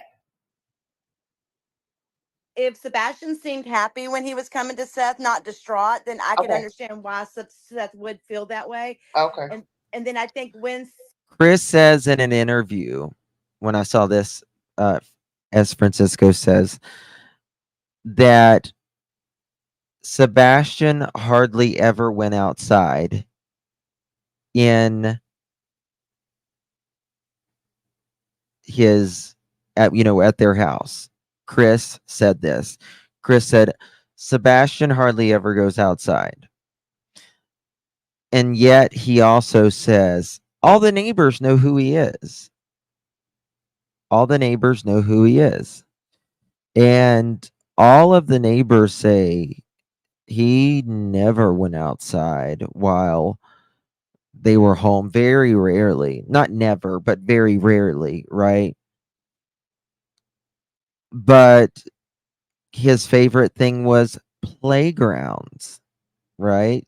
They didn't have him, they have a big enough yard. They didn't have a trampoline or anything to let the kid go out, invite his friends over, let him jump, play on scooters or skateboards or something, a basketball hoop. Like, even if kids don't like outside, they need to be outside sometimes. Like it or not, you need to get some vitamin, got to get some fresh air, get some sun on you, get vitamin D. Come on, you got to get outside.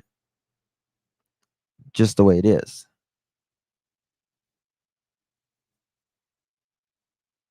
And that didn't happen.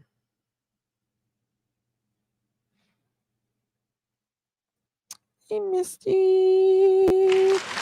I want to know when the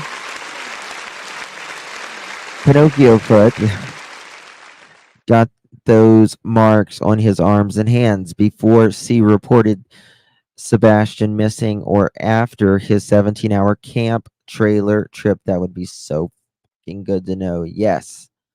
I want to know the routes he took, and did law enforcement have eyes on C then? Chris says that he told law enforcement where he was going, and he insists that they knew. He did not say that they have eyes on him, and he wouldn't know either way, right? But to be honest with you, I think that they thought, I don't think that there was eyes on him, in my opinion, and I'll tell you why.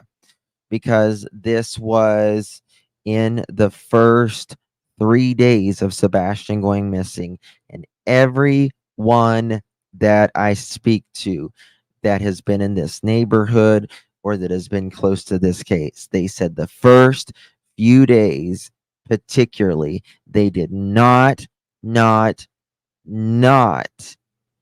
think of any foul play whatsoever. They thought Sebastian walked off and they just couldn't find him. And they were frantically looking everywhere. Hey, Mama Bear, good to see you, dear. So at that point, I think they thought, oh, well, dad's just, or stepdad, he was at work. He needs to, they didn't know that he paid 3 months in ahead for his rent. So dad needs to go. I can see her, Chris, saying, oh, well, yeah, I need to go get my, trailer down there because I ran up here real quick because, I was in Mississippi when this went on. Massive mistake. And I think, in my opinion, that 17 hours, in my opinion, changed everything.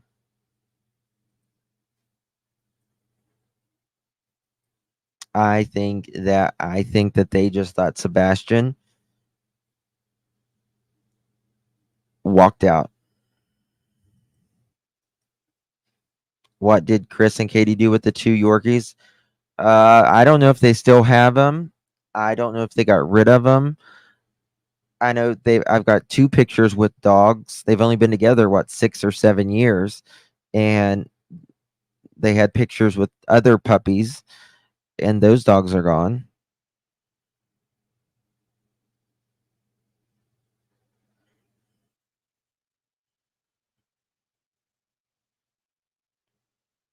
Let me see.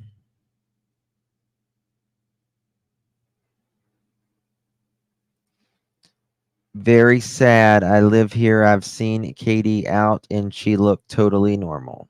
Hmm. Yep. Yep. Yep. I think, and to be honest with you, I think they walked in there, they went into this neighborhood, and they thought, oh yeah, well these people, they probably have their shit together. They have their life together. Real nice house. Katie's got a spotless home. She's an immaculate housekeeper, right? Stepdad's off at work, right? Dad works for, you know, the sheriff's office, and everyone's got their shit together, right? Until they, started looking. And I think that was another mistake. I do.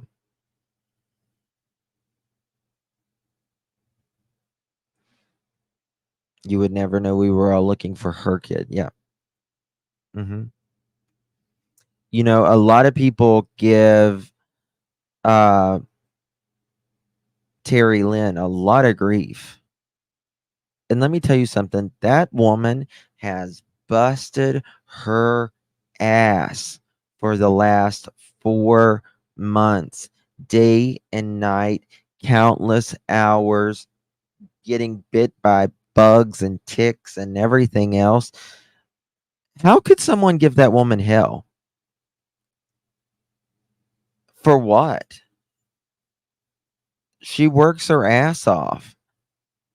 And you know what? They're like, oh, well, she sits in her car. Well, let me tell you something. She's fucking tired at times, and she still keeps going on. Woman doesn't quit.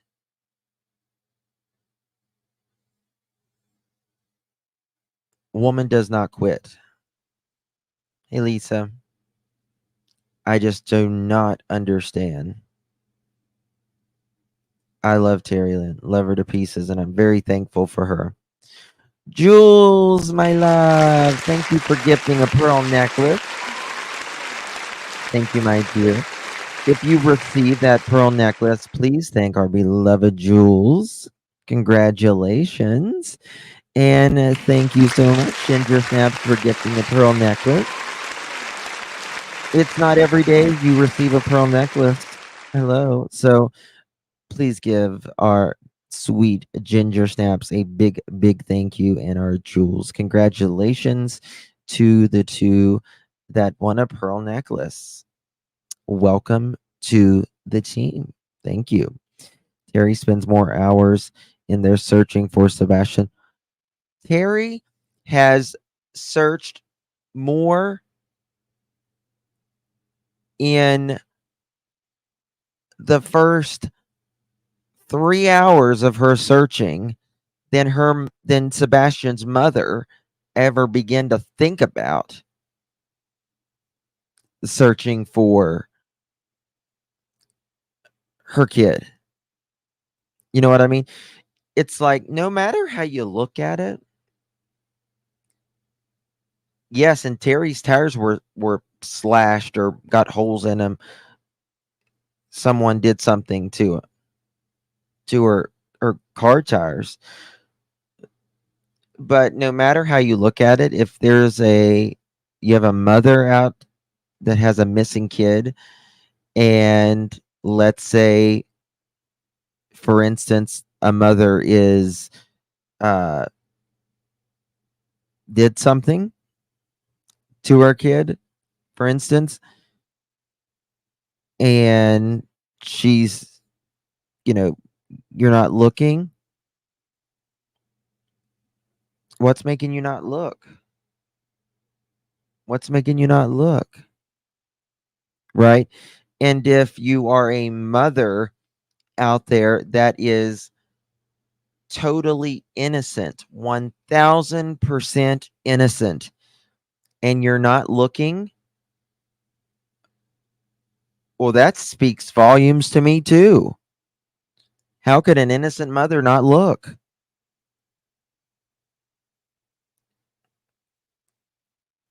Not say, what do you need cleared up? Let me clear it for you. Let's work this out. Nope, you don't hear that. Sebastian came to him and said, "Hey, Dad, I don't want to go back." Okay. Me as a mother, he wouldn't have went back. Well, that's what I was trying to explain to Taco and these people in the chat. Don't tell me I can send my child back. If I think something's going on with my child, I have every right not to send my child back. You can't say the parent is supposed to send the child back. You have every right to call those people and say, hey, what's going on? My child fears for his safety. He don't want to go back. She don't want to go back. Come on now. Yeah. And I believe that Seth did not have an awareness of the CPS reports. Okay. Thank you. He certainly didn't. I don't believe he certainly knew about them didn't. because when we No, spoke with he him didn't. about it, he was in tears. Like, okay. So what do you think is in the CPS reports, Michelle? I think it's more deeper than I think there may have been some SA somewhere going on. Why? Why you say that?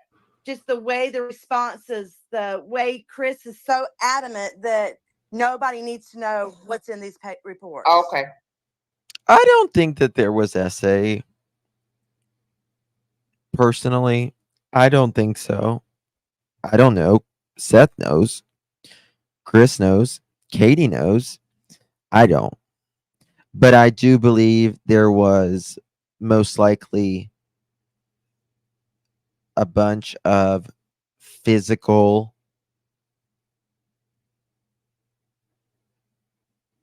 abuse and verbal, mental. I think he got called names. I think that he was looked down upon. I think Chris just didn't like him for whatever reason. You can either text me or you can email me. Text does a lot faster though. Okay. He's very adamant that nobody needs to know. Seth hasn't told us what's in them. Okay. Yeah. So you said you think that it was an accident. You don't think this woman may have unalived the child deliberately? I didn't think that at first, and now the more and more I hear, I kind of lean. Accidental deliberate. It was one of those things that Taco. It was one of those things that maybe in the back of her mind it was intentional. Well, what about it was an accident, but not calling the proper things to fix your child makes you criminal at that point. Yeah, he said. I think someone snapped in that house.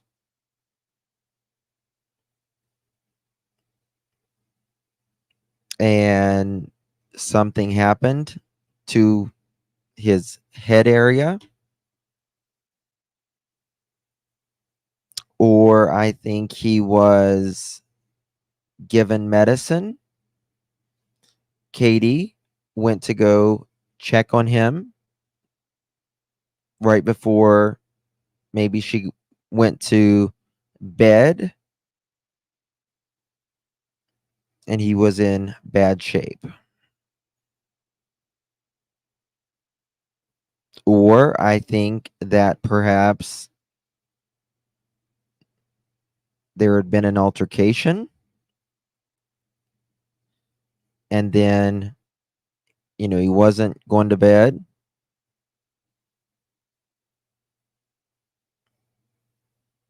And he eventually went to bed and they found him. One of the three.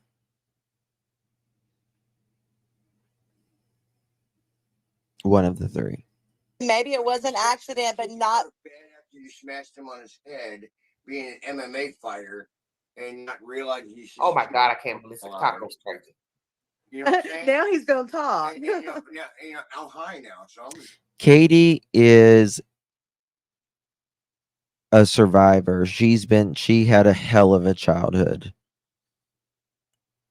I mean, it's very rare where you see a woman that has the charges Katie's mother has on there, and she's on parole for 99 years.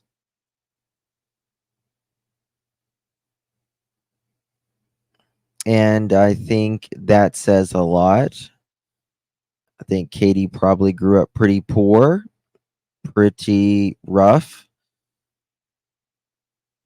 Another theory is that Chris and Katie were on the outs, and Chris said, I'm going to be staying in Mississippi, come home on the weekends, try to work out something, maybe not, maybe it was volatile. And Chris said, it's either me or your son, and he needs to go to his dad's. And I just don't think it was fast enough. I think tension was building up in that house because of the CPS case.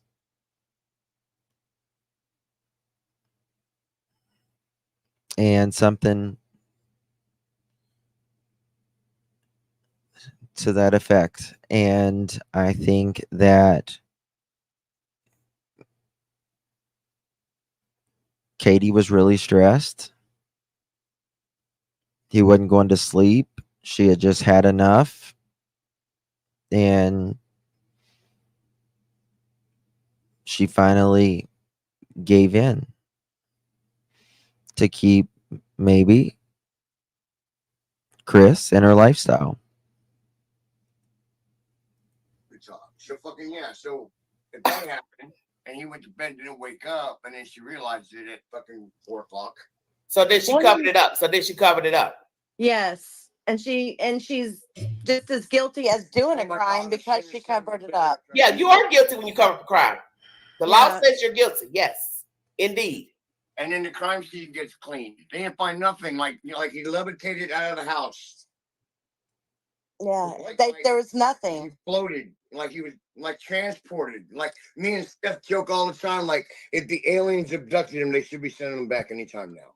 And I'm mad as hell because they didn't bring us with them. And it brings Seth to smile a little bit, but that caused a lot of hell on the internet. My wife talking that. My God, man. Yeah, I got kind of reamed. What caused? Say that again. What caused the stir? Ken and Seth had just talked about the aliens got Sebastian. Oh yeah, that's not good. Nobody's going to want to hear that. Yeah, and I put it on Facebook, and I got reamed from. Well, you don't believe that, do you, Michelle? No, it was a joke. We are talking about on day 7. Chris said, this boy has managed to leave no evidence. And this case is going to be studied for years to come.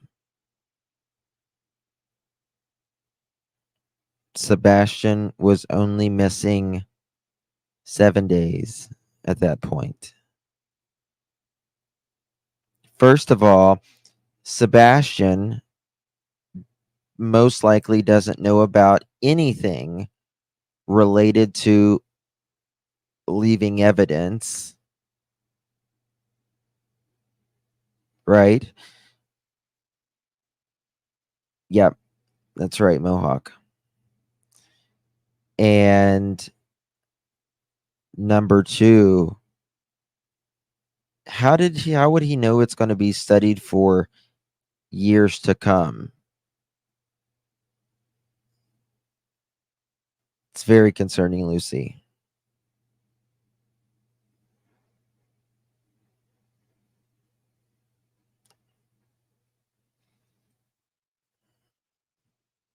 Wherever Sebastian is, I think he is in a very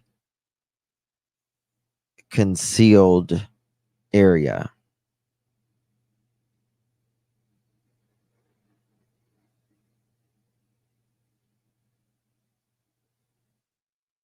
Susan, Silvery, Justin, which interview? Oak. Okay. And to kind of make Seth kind of like get a giggle out of something because we've not seen him smile or laugh or anything in so long. Yeah. Well, you know, because people are going to say, well, why would you joke about something like that? They did. They Aliens. did. I know they did. I'm sure they did. I'm sure they did. I'm sure they did. Yeah. Well, and I made a comment about the rapture in it too. I was like, maybe the Mhm. rapture happened and we all got left behind. Well, and hey, that'll What be a interview? sad thing, won't it, I to don't know find what you out we mean. were left behind. That's true. Trying to live it up. Ooh, but Yeah, I did make well. that comment because in the Bible it says he's going to take. Yeah, but I don't want to live it up, Taco. I don't want to live it up knowing my fate is that I'm going to hell. No. You live in Tennessee. Yes. You live in Hendersonville. No, I live in Knoxville.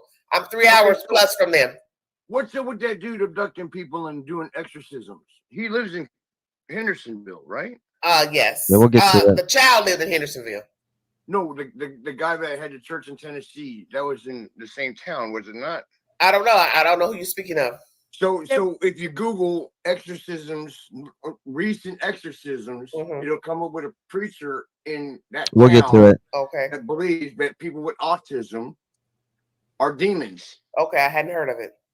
Yeah. And then Chris made a comment about it. You want to find your son, go to church. Oh, don't start. That's why I'm not. That's why I'm not. Okay, I don't think so, I see where you're going with that. Okay. Yeah, I don't think because so. it is a church that's doing that, and it's a guy that does it there in Hendersonville. While y'all talking, he's going to look it up real quick. It's on Google. Okay. We research. We've done a lot of research from here. We've put flyers out here. We've taken some that we've had. Great. Thank you. Appreciate that. Because we don't know where he could be. Exactly. And that's what I tell people. It was okay to look in the general area, law enforcement, when he first went missing. That's expected. But when you start talking about 2-3 months in, regular people looking around, you don't even know anything. So how would you know where to look when you don't know anything?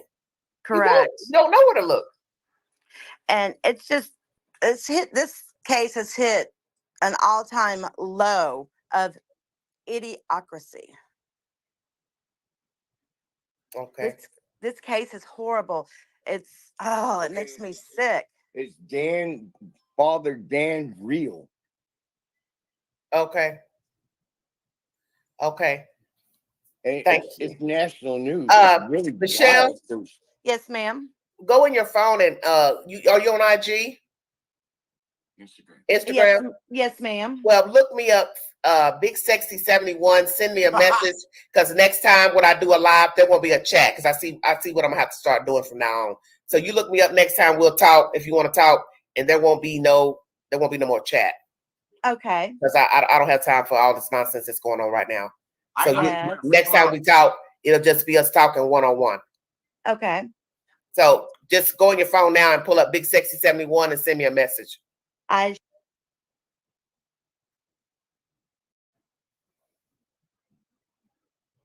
Yeah, because I don't have time for this nonsense.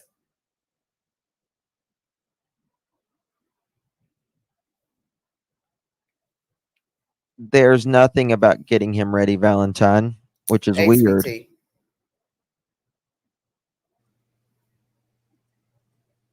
She says, she talks about the entire day.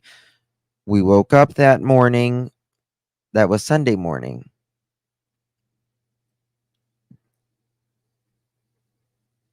I think something happened, in my opinion, to Sebastian before midnight, probably between the hours of 8 and 11, somewhere in there. She always talks about it like it's Sunday. Everything happened Sunday. Why? Why? Because he didn't go missing till Monday, right? She talks, oh, we made breakfast, we were having fun. He talks to family, wants to brag. We go do this, we go do that. He does this, he gets a popcorn, we play in the arcade, this and that, very detailed throughout the entire day, the entire weekend. After we get home, takes out the trash. I'm talking to my husband, hear a thud. One of the stories is, Bubba, did you fall out of bed? No, ma'am. That's it. And then the next morning I wake up and he's not there. Well, what happened between 7 and 9? You don't talk, there's no indication between 7 and 9 that they did anything. Did you give him his medicine? Did y'all watch any TV together? What was he doing? What did he say? What did y'all talk about between 7 and 9? What is going on between 7 and 9?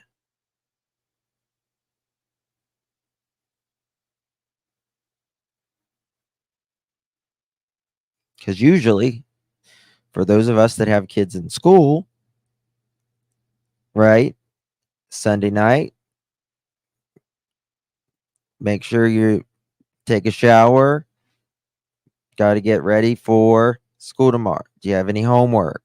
Right? If you haven't done it yet, need to get your homework done. Right? Who usually walks the dogs? I don't think they walk the dogs. I think they probably put them out back.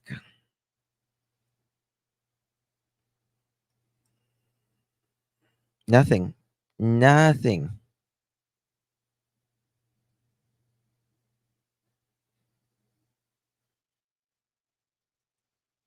That's right. Innocent people have no reason to change their stories. It is what it is.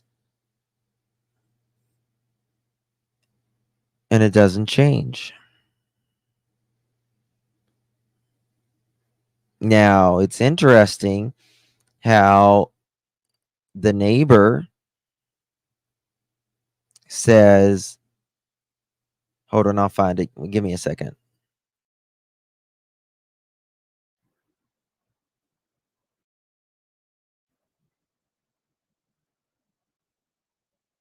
And if she was social with people or. So you didn't talk. So you didn't know Katie in that way. Oh, that's you, Tracy. I'm sorry. Yeah, okay, I'm sorry. Yeah, I wanted to ask them how Katie was as a mother back then. Well, Tracy, how do you feel about what they've said so far on the panel? Do you believe they've been truthful in their conversations on this network? Well, first off, you were right. Your instinct was 100, and I believe them. But you know what? This is what I try to get the people in the chat to understand. But see, you can't make people think like how you think. This is what I always try to tell people in the chat. Just like when everybody comes in the chat and they talk. And you're trying to make other people in the chat believe what you're saying. And you want the host to believe what you're saying. It's the same game. I don't have to agree with you. Mm-hmm. And you don't have to agree with me. But I feel things when people talk, when I hear conversations, and I know bullshit when I hear it. And I knew if this taco person was legitimate, he went in there baiting T-Rev. I knew that. Yeah. Yeah. Because I was listening to T-Rev's responses. If this was orchestrated, that live would have went totally different, in my opinion. In my opinion. Okay. Yeah, all he kept saying was interesting. Interesting. Yeah, everything. He said a lot. I said no. If this guy's real, this wasn't orchestrated by T-Rev, because he danced around the guy's comments. If we've orchestrated this, it would have been more scripted. It would have been better scripted. Yeah. Yeah. Wow. Well, tell me what you think. I definitely believe them wholeheartedly. You can just tell by the way they're talking. I want to know what they think about Katie, like how Katie was back then. If she was social, did she talk to them, like hang out? Well, I think they said he was 2 when they met Sebastian, so she wouldn't have been around, maybe, or was she? I don't know. So, Michelle, I'll ask you: was she around when you met them? She was. At first, she and I worked together. I worked at Express Scripts also. Okay. So she and I worked together after Seth wasn't working there any longer. Okay. She and I worked together for a while. Oh, and I got your message. I got your message. I just didn't check it because we're on the live right now. So okay. Okay. I'll get to it. So we would go to the pool together. We would, like, because there was a pool in the trailer park. We'd go to the pool. She seemed cool. She seemed very attentive to Sebastian. Okay, thank you. I appreciate that. Both of them did. Okay. When I found out about this, I was like, what the hell happened to her? Okay. You know, so when you said that to yourself, Michelle, what happened to her? What made you say that? Because she just didn't seem like the same person anymore. Like, elaborate. One of the ladies in the chat said that Katie has told her that she has no idea who we are. Oh, wow. Wow. Yeah, her name was Heather. She doesn't want him around me. It's so crazy. And they won't even respond to us. We reached out to Katie right after we found out what happened. No response whatsoever. Oh, so she's acting like she don't know you all because she knows she don't want you all coming out talking. That's 100% because she knows that we know that this. All kind of odd vehicles parked in front or around our house that don't belong in the neighborhood, trying to figure out. Yeah, we've had guys checking us out, or what. We've had cars parked out here. We've had people on our internet that we have had no idea who we had no idea who they were. We've had to take our internet down and put a complete block on it. So wait a minute, slow down. So when did you start seeing strange people at your house or in the neighborhood park? 3 months. About 3 weeks ago. No, about 3 weeks ago after this conversation with T-Rev. Wow. And we live in Oklahoma, 7.5 hours away from Hendersonville. We live an hour from where Phony Baloney Tony lives, or whatever his name is. Well, how do you all feel about Tony? I got so much to ask. So, do you think the Proudfoots have sent somebody to watch you, or what? Or you think some trolls just found you? I think it could be trolls, or it could be the police looking more into it too. Oh, okay, of course. They were such good friends. If they have any suspicion, because nobody's been cleared. No one. Okay. So if they have any suspicions, tracking is false because I can leave a phone behind any day I want. Well, we're not talking about that.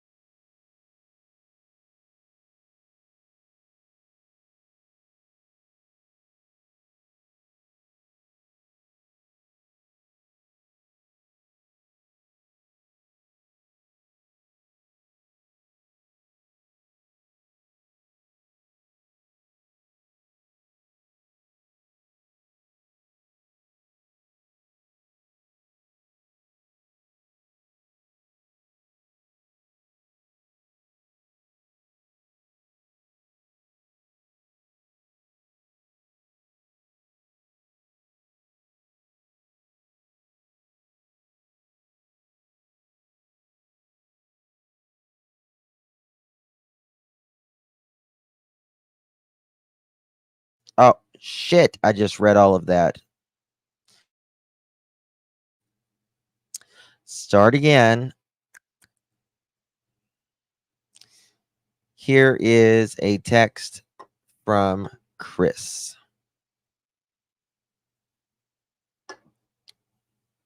All right. Is one private property? Perhaps. Someone texts Chris. Also, when you were on a 3-hour phone call with Katie, were you holding the phone and moving around throughout the call, or did you just have it sitting untouched in one of the locations on speakerphone throughout your whole conversation? I'm only asking because law enforcement has technology to tell the orientation and the slightest movements of a phone while it's on a call, and they can tell if it doesn't move at all. So, were you moving around with the phone, or did you keep it still in one spot, untouched, while you spoke to her for 3 hours? Chris replies, that I cannot answer to an ongoing investigation.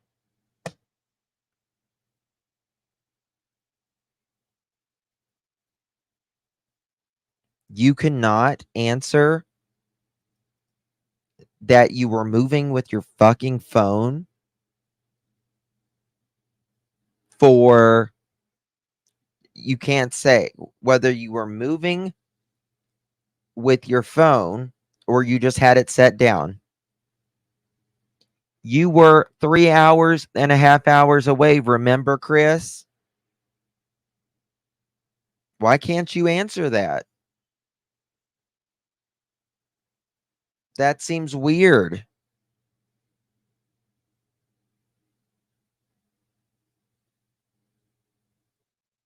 Does that not seem weird to y'all? You can't answer that because of an ongoing investigation. Who are they investigating your phone? Is that what it is? You don't want to speak on that?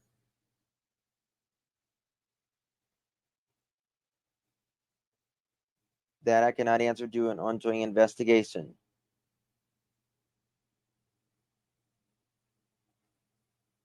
All right.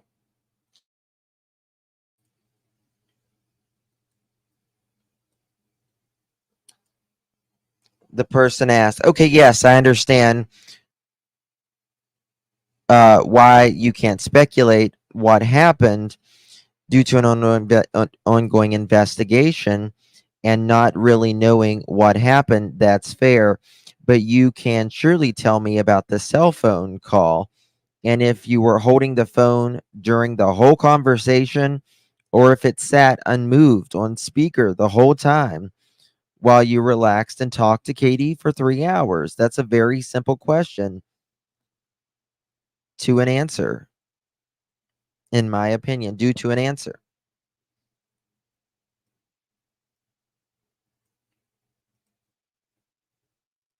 Chris says, yes, it may be a simple question, but it also opens up for speculation, as many other things, something law enforcement does not want this happening.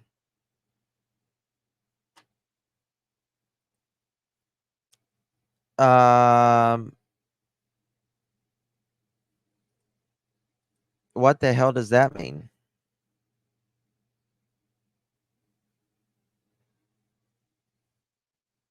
Imagine talking to either of these.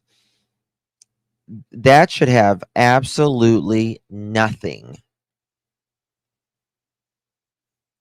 Whether you, if your ass is sitting in a different state and you talk to her 3 hours.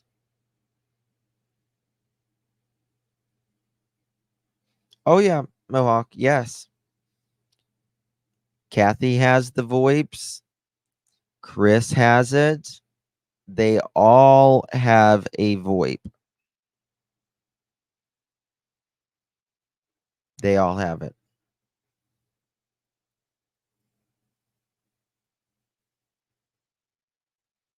You won't answer whether what does that have to do with the price of tea in China? Just say, hey, I was laying down, just set the phone there, laid out on the bed. Or nope, I was just walking around, the trailer park or whatever he was doing.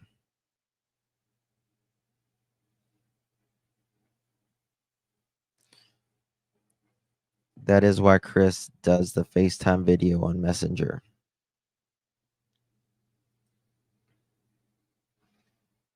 He says, yes, it may be a simple question, but it also opens up for speculation as to many other things, as well as law enforcement does not want that happening. There is already enough of that going on. Let me tell you something. You not answering questions, that leads to speculation, sir. You answer the question, and we're going to say, oh, well, Chris said this.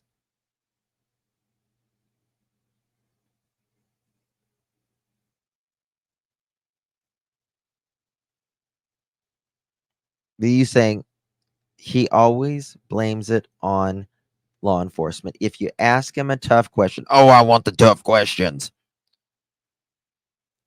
Give me the tough ones. All right. I'll give you a tough one.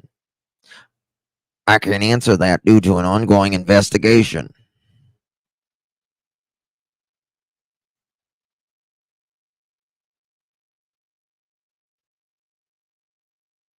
The hell's wrong with him?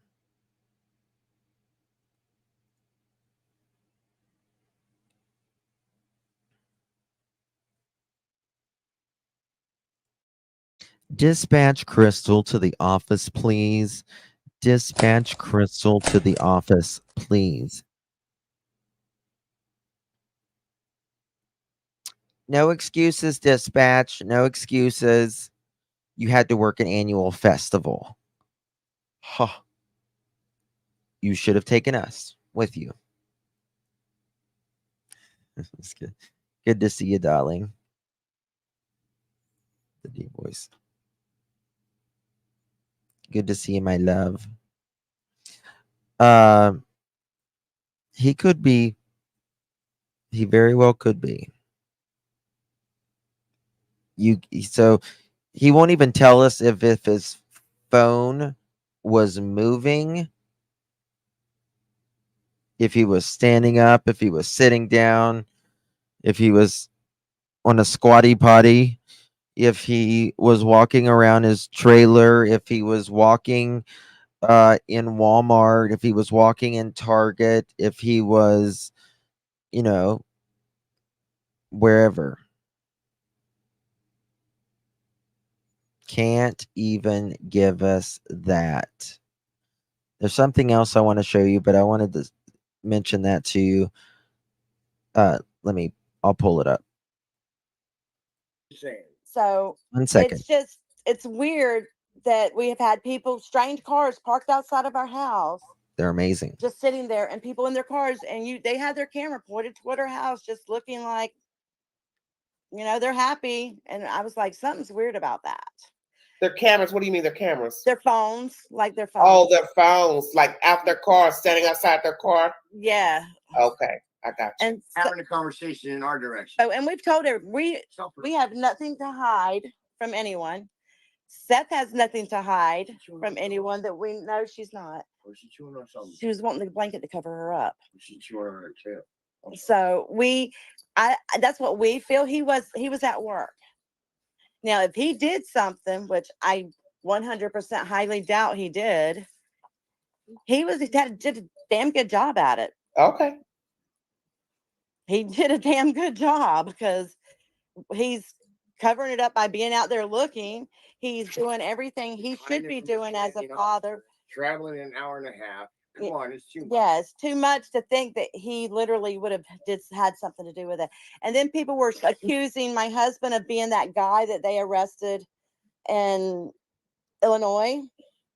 But I did live in Illinois. Yeah, I've heard that mentioned. Oh Lord. Yeah. I lived in Illinois. I lived in Rockton, And Illinois. somebody with common sense finally said this dude was 19. How would he have 6 grandchildren? Because people are stupid, they don't pay attention to stuff. Yes. There's a lot of details that are coming out, just little details when you go back and you listen to the very first interviews. If you listen and just have nothing else on and listen, there's so many details. Okay. Body language. You know, Well, let me ask you all this. Hand on hand telling him, you fucking say, if you say the wrong thing, Chris, I'll kill you. The queen, another queen bee, not the taking bee. Oh, no, yeah, she ain't. But imagine the mastermind coordinating it all. I'm the only. Listen, I tell them I'm the only queen up here. I don't know what they talking about. Just coordinating all of it, clean up. And the only thing she didn't think about was the gap of where is it? No trail. His shoes were left behind. Mm-hmm. His pennyloafers were at the house. Mm-hmm. I don't get it. Everything was just where a kid that was autistic would have is not with him. It's just he was either asleep and carried out of the house, rolled up in a rug, stuffed in a suitcase. All right, here we go.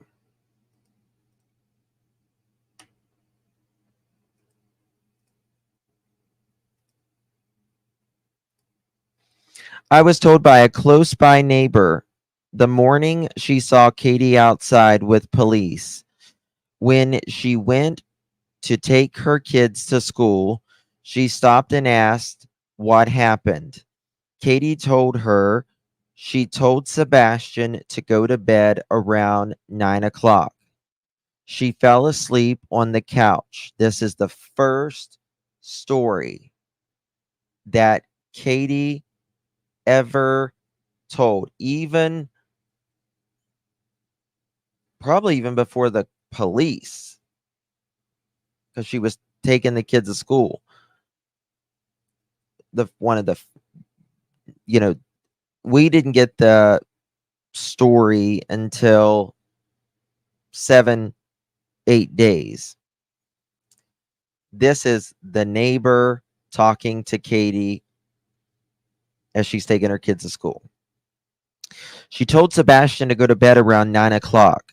She fell asleep on the couch, never mentioning the conversation between her and Chris. Woke up around 11:30. Remember that. Went to check on Sebastian, which she previously said she didn't do anymore now that he's older. He must have been awake because his light or a light was on, according to the neighbor's Ring camera. She said she told Sebastian to go to bed. He had to be up the next morning. You could see that happening. You know, your kids is in their room. They're not going to bed. Go to bed. You got to be up for school in the morning. Every parent says it, right? Where am I? She, meaning Katie, walks across her house to go to her room to go to bed. As she's walking through the kitchen, I actually think it was the dining room, she hears a loud noise. So as Katie sticks her head in there to tell Sebastian, go to bed. It's been what, 2.5 hours. Let's get to 1,000 likes. Come on.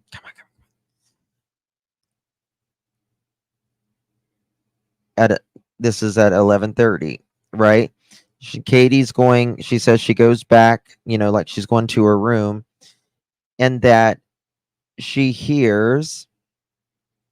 walks across her house and she goes to her room to go to bed. As she's walking through the kitchen, she hears a loud noise. She yells back to Sebastian, asking him what that was. He says, "Nothing, Mom. Go to bed."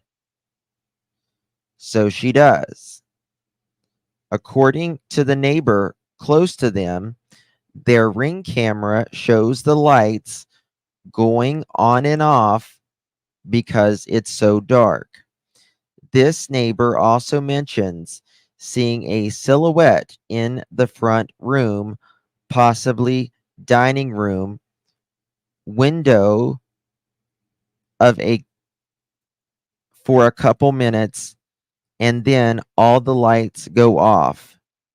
Neither Chris nor Katie have ever mentioned any of that.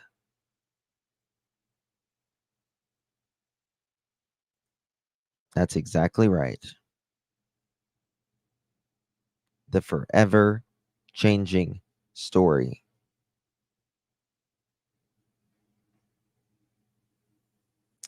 Because it seems logical. If you've been asleep a couple hours, fall asleep on the couch, you want to check on your kid, make sure or if you hear him still in there when you wake up, or if he's asleep, you're still going to check on him, right? I believe that if this is the story, that she may have given him medicine earlier on in the afternoon. She was tired, wiped out. She wakes up. She doesn't hear anything. Right? She goes in there to check.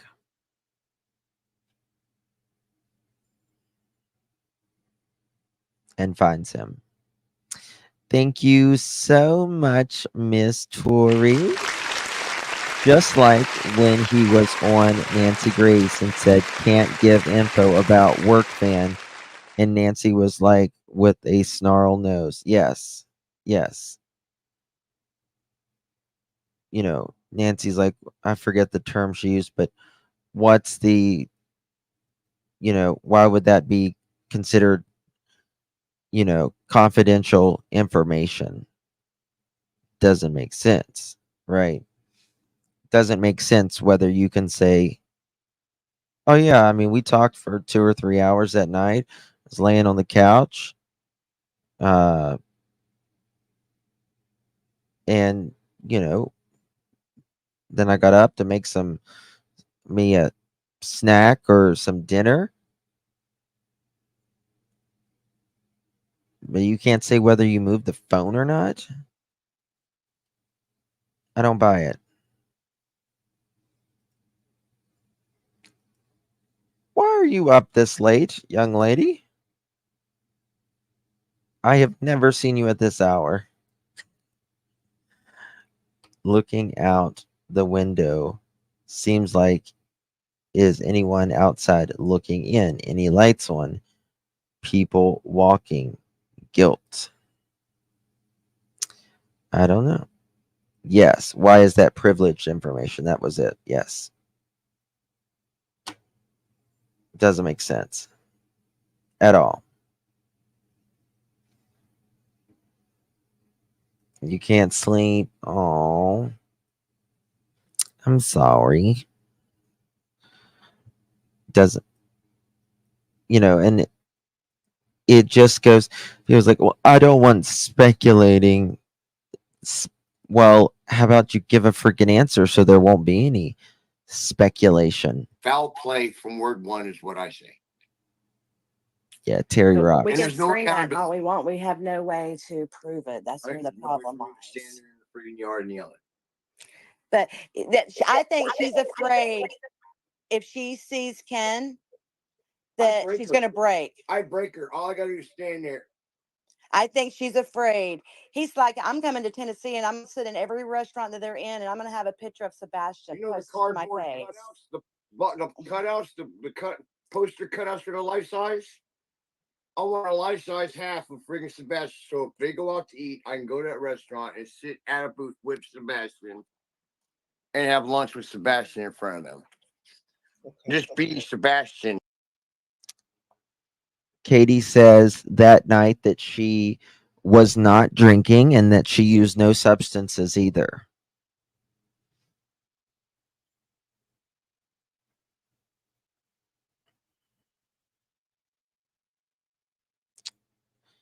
Did Katie have to work the next day as well? Nobody talks about that. Did Katie have to work that Monday? Probably. What time did she have to be at work? Wouldn't she be getting ready for work?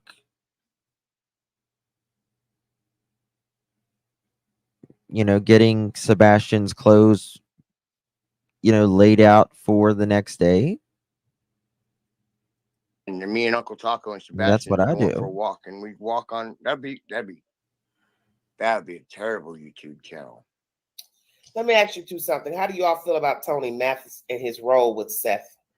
I don't know. Some of the videos I've seen, Tony I think he has a lot of explaining to do. I think. Okay, well, okay.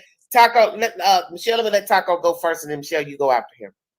Unfortunately, that bad video of him and body parts is not doing him very well. Somebody said that was orchestrated. Somebody said somebody clipped that and made that up. I don't think that man would be doing that on a live stream. I don't think he's what? trying to do Seth any harm. I think he's really trying to be a good spokesman or spokesperson for Tony. People believe anything that they see on a video. I don't believe he'd be doing that. Not me personally, but I'm on video right now, but I'm secure. So this is Uncle Taco. We have just explored him. We've just known about him. Well, I have just in the last couple hours. And this is Seth's friend, and I guess you could say Katie's, but Uncle Taco and Seth used to work together, and he knew Katie as well.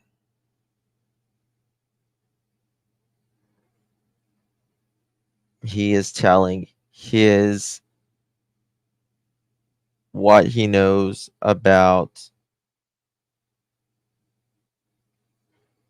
how Chris, Katie, and Sebastian were when they used to, you know, live close to each other. A new character unlocked, Max Chica says. Here in my bedroom. Sorry about seeing my closet. My bad. Okay, so you don't think he's trying to do him any harm. Michelle, how do you feel about Tony? I don't think that he's trying to do any harm, but I don't think he fully understands the drama that him being involved in this has caused. Well, I think his past is what starts it. Once people find out you've got any type of past, they're going to come for you. I don't care who you are. So long as you're in that storyline, whether you're the parent, a friend, a sister, a brother, people are going to start saying negative things. As you heard all that negative stuff about Katie's mom and this and that, that's expected. And these trolls and these YouTube people, they run with anything negative they hear about your past. So this is why I said, you know, it's just a dirty game up here. It's just a dirty game. So then it leads to conversation about the child or the person missing. Now it's about the mother, the sister, the cousin. It's not even about the kid no more because everybody's focusing on what the grandmama did and her criminal record and what the that's how it starts. Did. Yeah, exactly. Exactly. They ain't focused on Sebastian. All the energy just needs to be focused on. If everybody could just take a minute of their day. Oh, well, the focus is on, honey. The focus is on Sebastian. Look, Elvis left the building, came back, and left again. Man, I've been all the sites I'm able to be on Facebook. All I see is. Remember, this is the guy that said he only whipped Sebastian once. This is the guy that says he whipped Sebastian one time. Mr. Proudfoot from June 5th, 2020. If one of these were used on you as a kid, you're probably not rioting.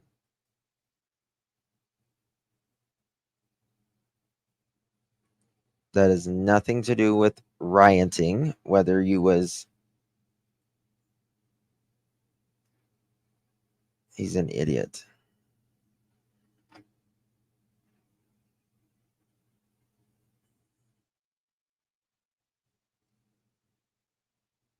Does anyone think that Sebastian was hit one time?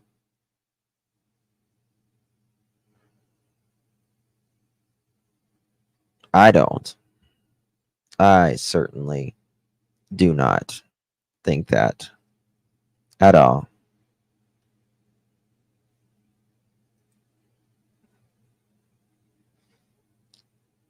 I've missed something. Wow.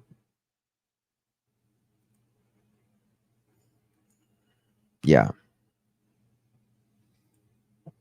He had told too much already. KP may not be telling the truth about the alcohol. Well, I mean, you see in their first news interview that, they've got the biggest bottle of, scotch and stuff in the corner there.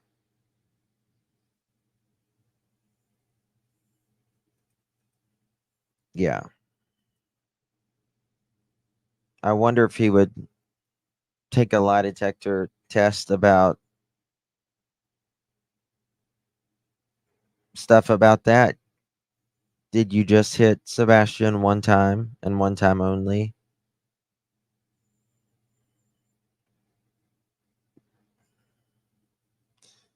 Yes, the buffet was loaded with booze.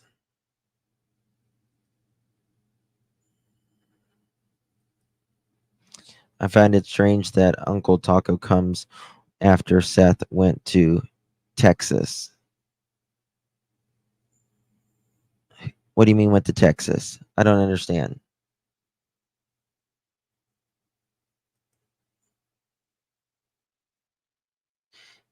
He was on... This isn't Taco's first time being on YouTube. He was on, what, a month ago on T-Revs.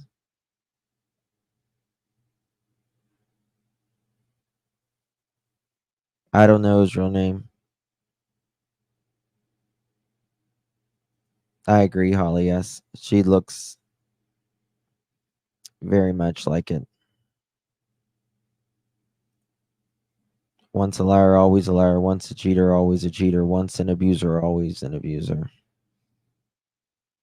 Generally, it's hard for people to change their ways.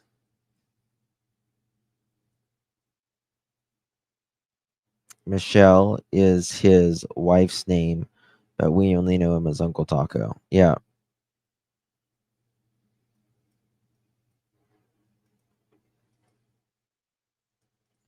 Parents that aren't capable of it don't understand parents that are, and any reasonable excuse for doing it. Yes. Yeah, I mean, a few can.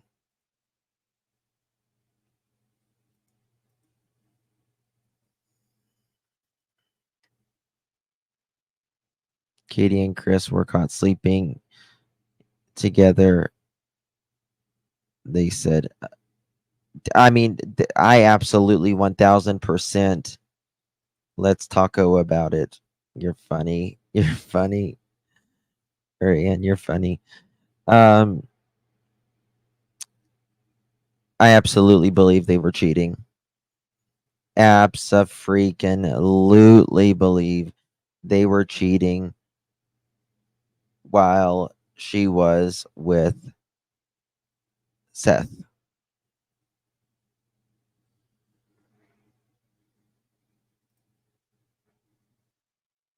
CP does a regular scheduled of punishment, then trouble. Yeah, well, he said he whipped Sebastian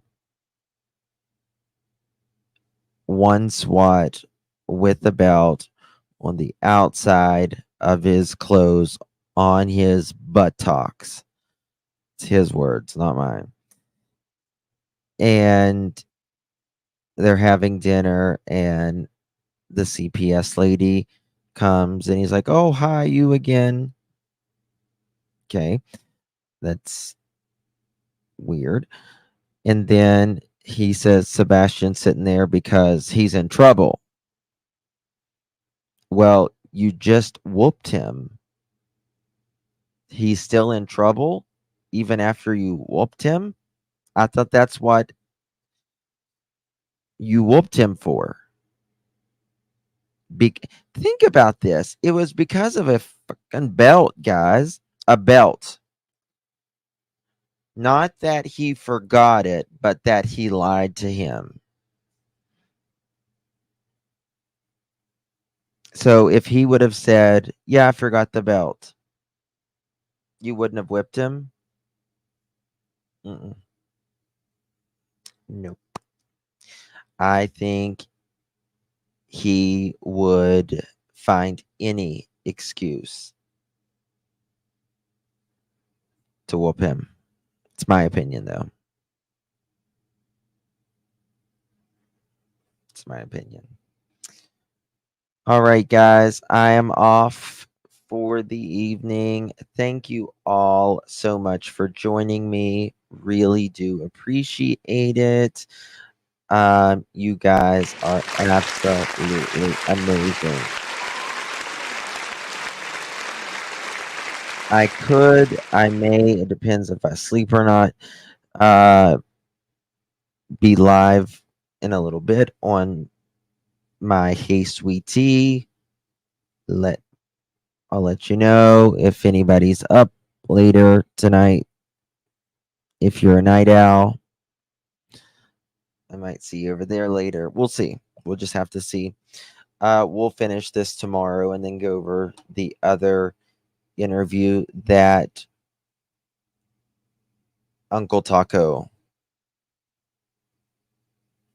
never spank over food. I can't imagine spanking a kid over food or I mean, who spanks their kid over food? Who spanks their kid over forgetting a belt? I forget stuff every day and I have to go back to the house. Right? And if I forget stuff, it's ridiculous. It's ridiculous. I love you all. You all are absolutely amazing. Thank you to mods, members, and chat. Thank you so much. Thank you to everyone. Truly. Love you guys so much. I'll see you guys tomorrow, maybe in a little bit, if you're up. Good night. Bye bye.